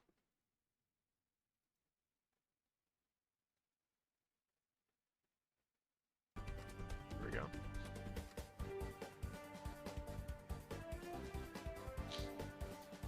Kind of a fun story. Cute story beats. I don't really think we got a satisfying conclusion with Kieran, though. It's like, okay, so we stole his thunder in his hometown. We captured Ogrepon. He really wanted Ogrepon. He comes back to school and he's a bully to all of his friends, and we have to put him in his place. But we never, like... I don't know, it's just like, okay. So once again, the guy who one-upped you with the last thing is here to one-up you again and make you humble. And the literal last thing he said is, I realize I can never be you as hard as I try. And it's just like, great, okay, cool. What are we to take away from this? I don't know. It seems like I'm just better, and that's rough. Never try, exactly. It can only lead to heartbreak. You're so right. But now I have a funny turtle and he doesn't, so I truly am the winner. I am the protagonist of this story.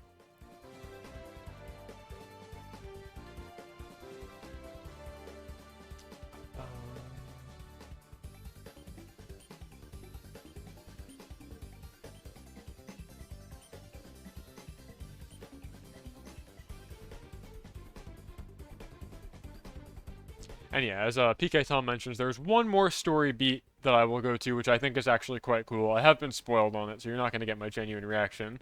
But it is pretty cool. I'll do my best to provide a translation as well.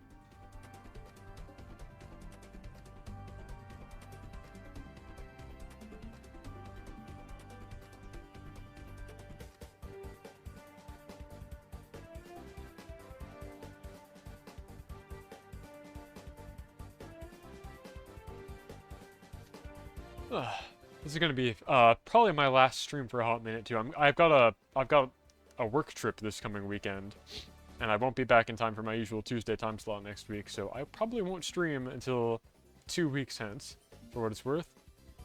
Yeah, that's true. The epilogue patch is coming out. I'll probably stream that as well. Hopefully it'll be a little bit shorter. That might be my next stream actually. That's coming out on I think the 11th. So that would probably be the next time I stream, would be doing the epilogue. Good luck on the travels, thank you. I mentioned it yesterday, but I'll repeat it again for the crowd here. I say it's a work trip, but what that actually means between you and me is I'm going to staff a Pokemon regional on the other side of the country. They need my judging skills to help administer a 500-person tournament. So that's my weekend trip. I have to go working on vacation. But it's another step on the professorly path, which is pretty cool. I'll get to say that I worked at a big official event.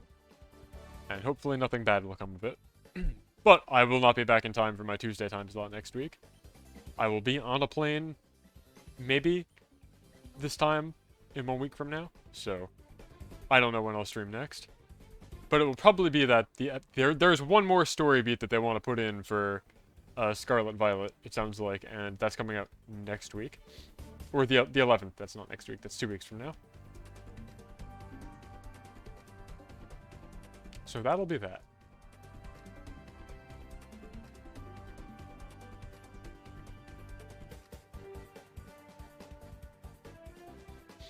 While these credits wrap, I'm going to go get some water. I'll be right back.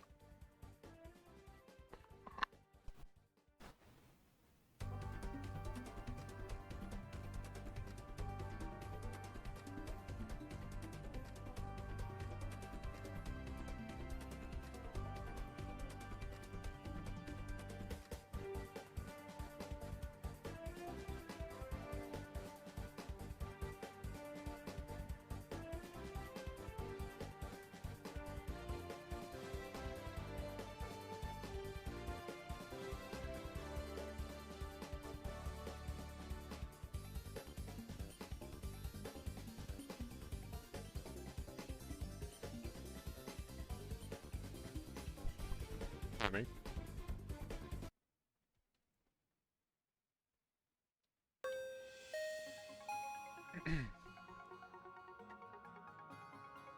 Ding dong.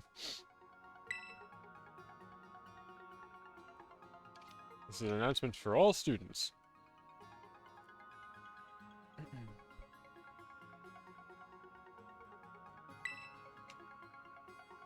Tom of the big academy, of the Orange Academy. I repeat, Tom of the Orange Academy. Head to 1D to talk to Professor Ray. I guess I need to be debriefed on my mission like Solid Snake. She has some important things to discuss about the terrestrial phenomenon. Can do.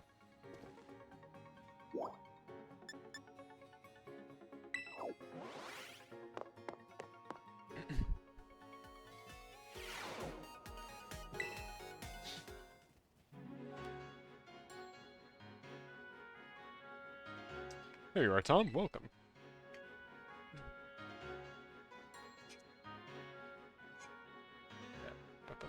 Have you recovered from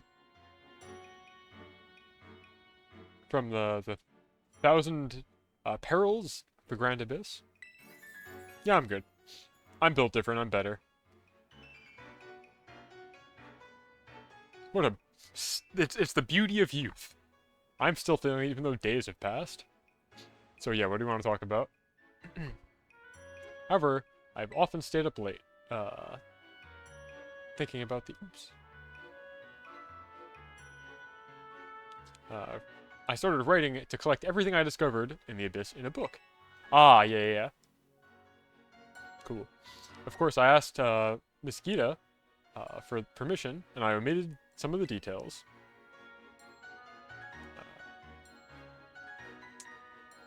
So rest assured. And I wanted to give you a copy, or a champion copy? A master copy of the book? Is that what you said? Un copia campione would be a champion copy of the book. Here, I'll give it to you. I guess I'm the champion, so it's the champion's copy. Ray's book. Copy of the report on the exploration of Great Abyss Zero. It reports in detail facts that occurred during Professor Ray's considerations and research.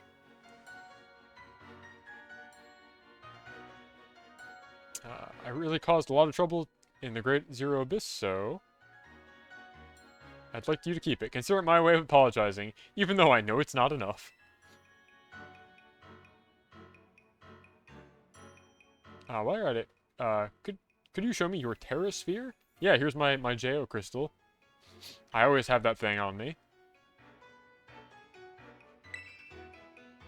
It has the same reaction as the ones we saw before.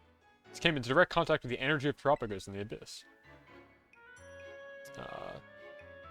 Reben and Rubris say that since they returned, they've been able to use terrestrialization whenever. Usually it's once until you go back to a Pokemon Center, but I guess now we can just do it whenever we want. Which is fine, but I don't really care. That does not matter in the post-game. I have another piece of information about the Abyss. You know the Bioterrarium core, the object that hangs from the ceiling? Yeah. You should know that I regularly filled it with the earth of Paldea, or water of the Crystal Lake.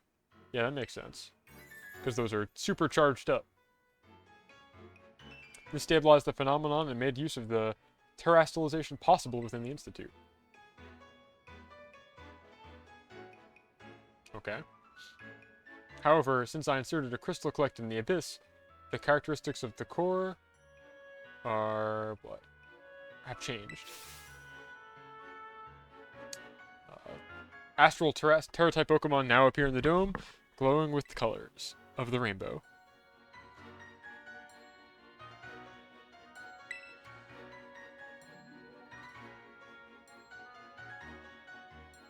The future of research on the terrestrial phenomenon looks brighter than ever. I hope this is them saying, hey, we realized we finally figured out a really good gimmick, and we're gonna keep it in the next game. Sorry, it looked like I was flipping the game off. I was scratching my face.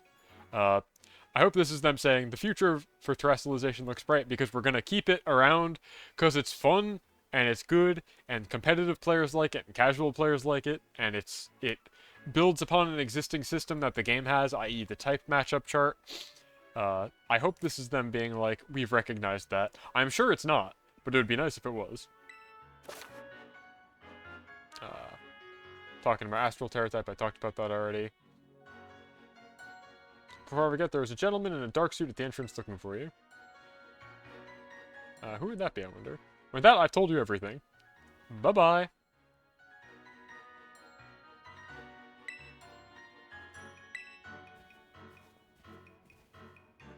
I mean, you're so right telling this the thing.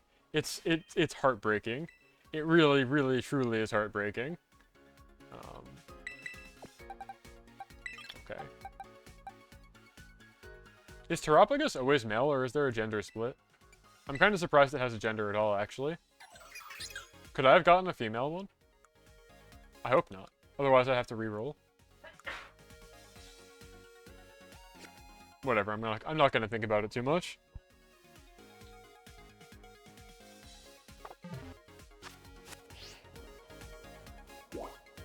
Let's go to the entrance.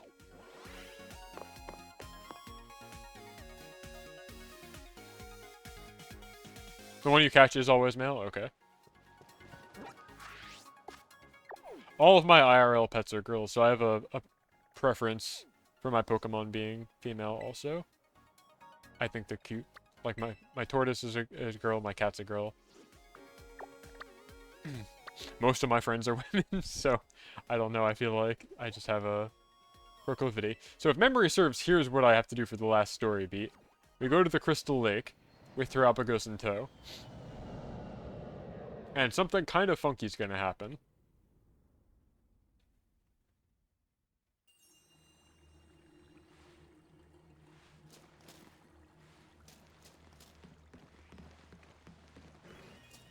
Just take a funny little step right here. And this is, to my knowledge, the final story beat. For now.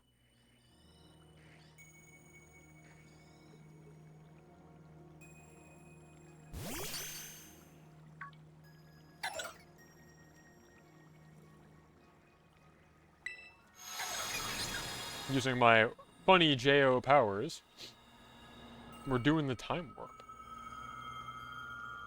It's Professor Sada. She's dead. Huh?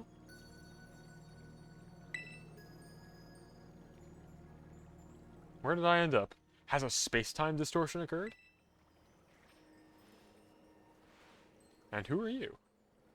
It's the hot cavewoman professor from the very beginning of the story, who we learned in the mainline story, the one that we've been talking to was a robot sent to protect her research, because the real one died in a horrific time-traveling accident where she was killed by a prehistoric Pokemon, and like the concept of death is addressed very bluntly, where this character is deceased very explicitly, and we destroyed the AI that was impersonating them. So who are you? Who is this one? Who are you indeed? Are you the AI? Me.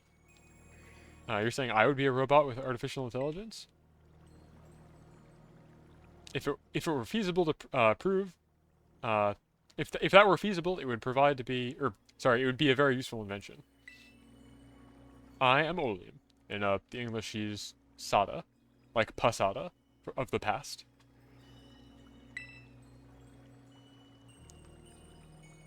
My job, or I'm in charge of researching Pokemon here at Area 0. This is my funny dog, which used to be your funny dog. Non-crito, I don't believe my eyes. That Pokemon is real? So she's never seen him before, but she's the one who gives them to you at the start of the game. Interesting. His name is Koraidon. Koraidon, huh? Interesting. It's a nice name, I like it. Judging by your reactions. I understand that in some way, I am linked to your past.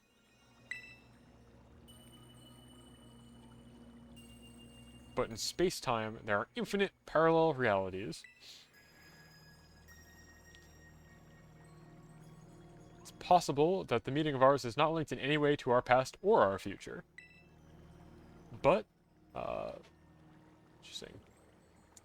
But rather, it is unique, miraculously produced by fate. Dalfato. We should take advantage of this to exchange useful information while we can. What do you say?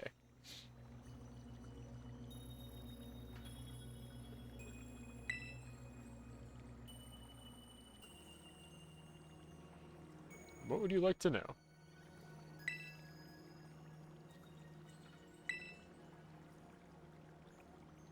Let's see. It's not clear to me here. I was analyzing some data in my secret laboratory, as one does. Always about those secret labs. And suddenly I found myself here. It could be due to the influence of the crystal Pokemon that lay sleeping over there. My little funny turtle.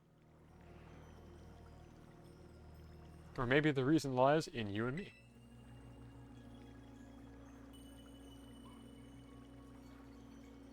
Is there anything else you'd like to ask? I'm working on a project that many would not hesitate to define as science fiction.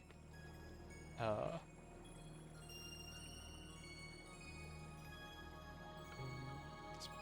device capable of capturing Pokemon from other timelines and bringing them back to the present. So I guess that's why they're called Paradox Pokemon. They're not from the past or the future. They're from, they're not forward or backwards. They're a lateral kind of parallel grab over. So, like, the dinosaurs are, what if there was, the dinosaur universe, the future universe, etc., etc. That's cool. It's an idea born from a book I read in childhood that I never stopped thinking about. Well, my search ran aground, keeping me away from home for a long time now. She always has that thing on her. Just keeping that book in the lab coat. It's exactly why I'm listening to your every word.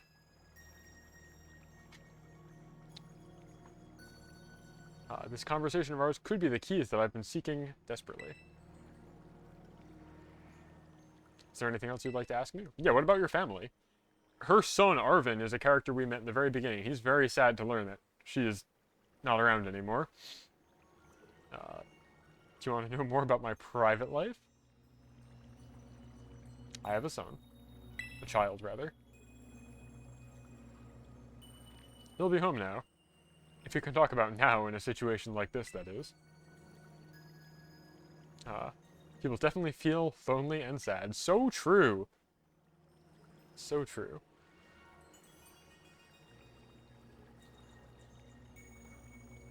Va bene. Alright. So it's not my turn to ask questions. Where are we? What is this? Yeah. I gather it's not Paldea. That's true. We are in Kitakami. The Crystal Lake in Kitakami. I've read something about it in one of my books.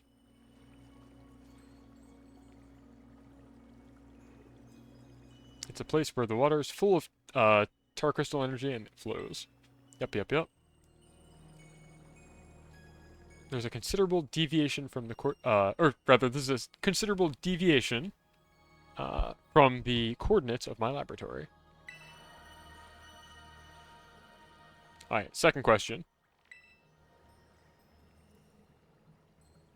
Would you tell me about Realto? Okay, so Realato would be King Wing, is how I would translate that. Because it's Re, R-E, and Alato would be Wing. So Realato is King Wing, is how I'm calling this guy. I can't think of a better way to translate that. Or as we call him, Koraidon.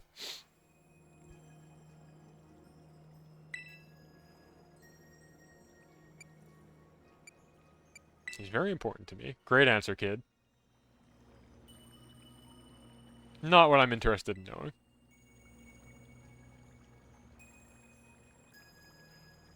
I didn't mean to be rude.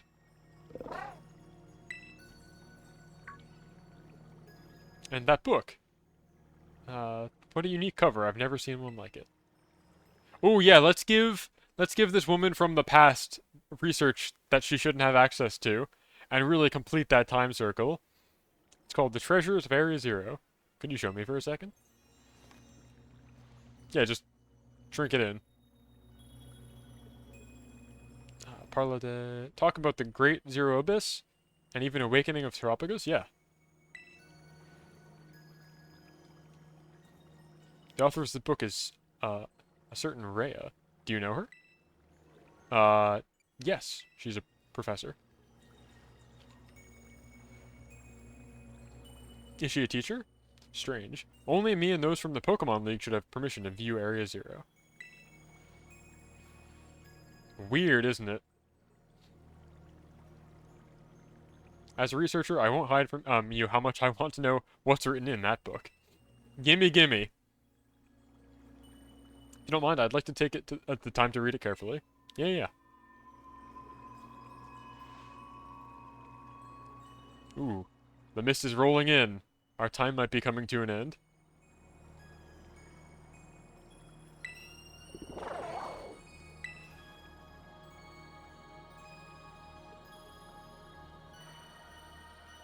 I would like to stay a while to study, King Wing, but we have to hurry.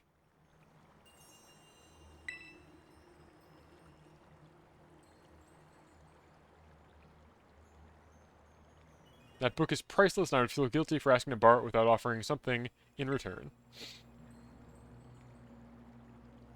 Can I give you my copy of the Scarlet Book? Yeah, sure.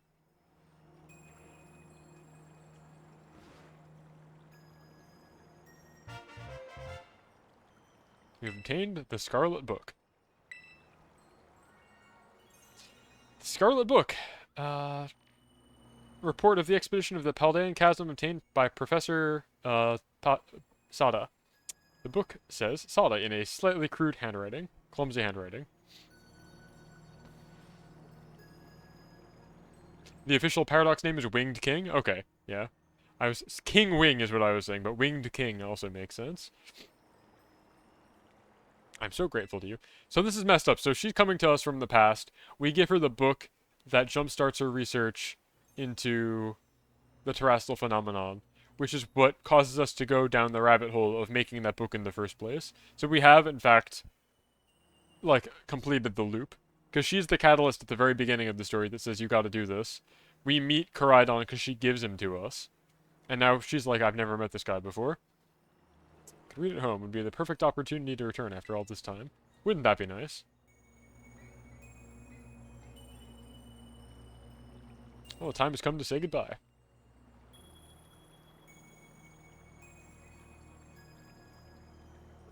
Until next time, King Wing, and Space-Time Adventurer. See ya! Buona Fortuna. Good luck! Oh, that was weird. Gotta lay off the Herba Mystica. Smoking fat clouds out here. Can't trust my own eyeballs.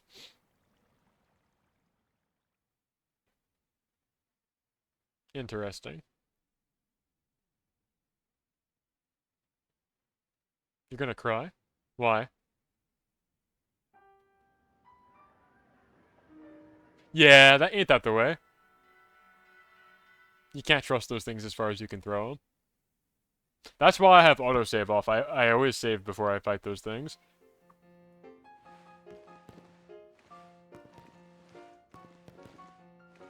Tom, you'd know better than I do. Are there any more story beats that I should be looking at, or have I just effectively completed the game?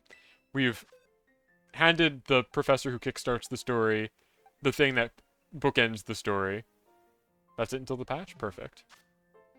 In that case, let's go... I'm gonna go roll the Pokeball gacha and then call it a night. Long-ass stream, 3.5 hours. Good golly.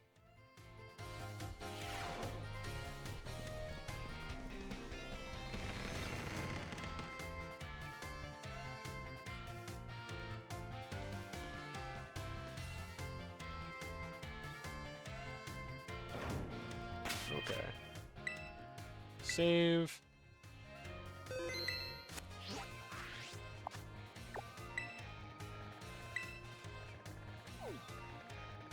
I really like the music in Misagoza, because I like bells. Yeah, I mean, like, I'll do the legendary quests off stream. Let me know if you need to do any more of the group quests also, because like I said, I'm not going to be around for a little while this coming weekend. But I have a couple of them prepared, so we could knock out the last couple group quests if you need them. Oh! Dialogue is happening. Why? Oh yeah, he's like, you can invite your favorite NPCs over. Wow, get to the point, Tom. Let's see. They told you you became the Blueberry League champion. Is that true? Well, Blubba Dub, is that true? Extraordinary. I'm really happy you came here to us. Me too. I can't believe they named this guy Bluebert. You've been here for a while. What do you think? Do you like it? Yeah, it's great. Beats the pants off my school. Has a higher frame rate and everything. Great, it's better that way. I'd like to ask you a big favor. Your arrival has brought a nice wave of vitality to the entire Blueberry Institute. And I thought it'd be nice to strengthen this collaboration by inviting personalities from Paldea to be tutors, as tutors. You seem like a sociable guy. You have many friends, right? Unlike Kieran, who has no friends. I love that animation. This guy's so cool. I love his design, actually. There are strong people among them. I'd like to know, like, I don't know, teachers or the gym leader.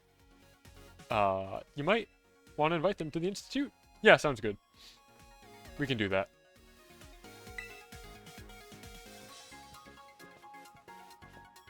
He's just like, use the computer to DM all your friends and tell them to get over here.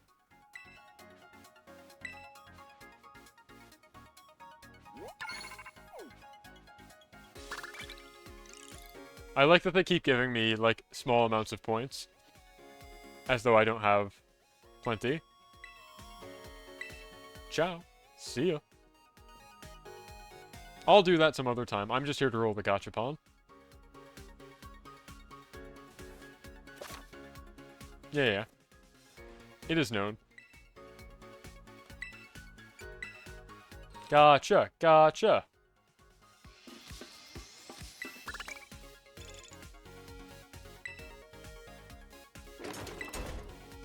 Well, first I have to upgrade the gachapon machine.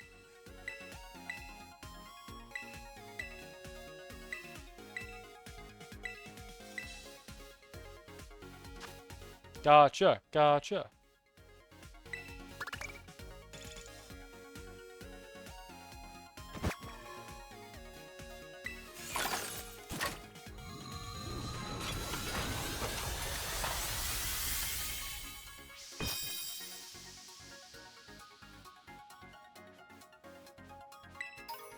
Cool, don't really care. Now, do I get the Pokeball Lotto? I have to keep rolling this until I get a Pokeball Lotto, and then I will end stream.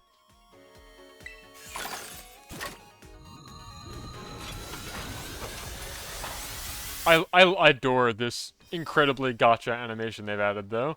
This loot crate opening system they've put in, which is totally free.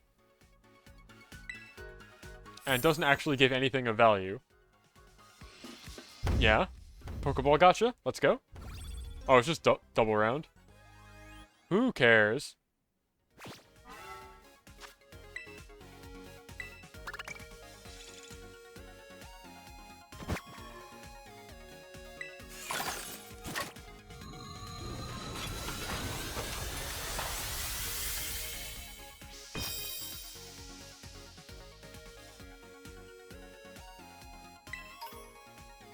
Yeah. Come on. Pokeball gotcha.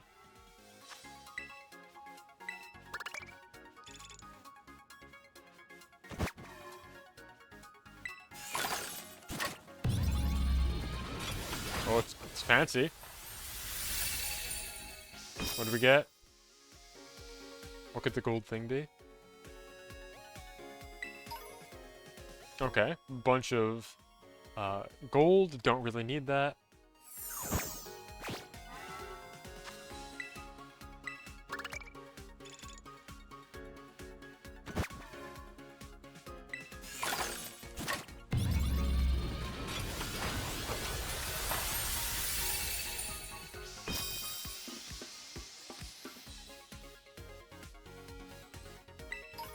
More gold. Yawn. It's cool that we're literally transmuting random scraps of animal fur into gold. Not why I'm here. I want fancy Pokeballs.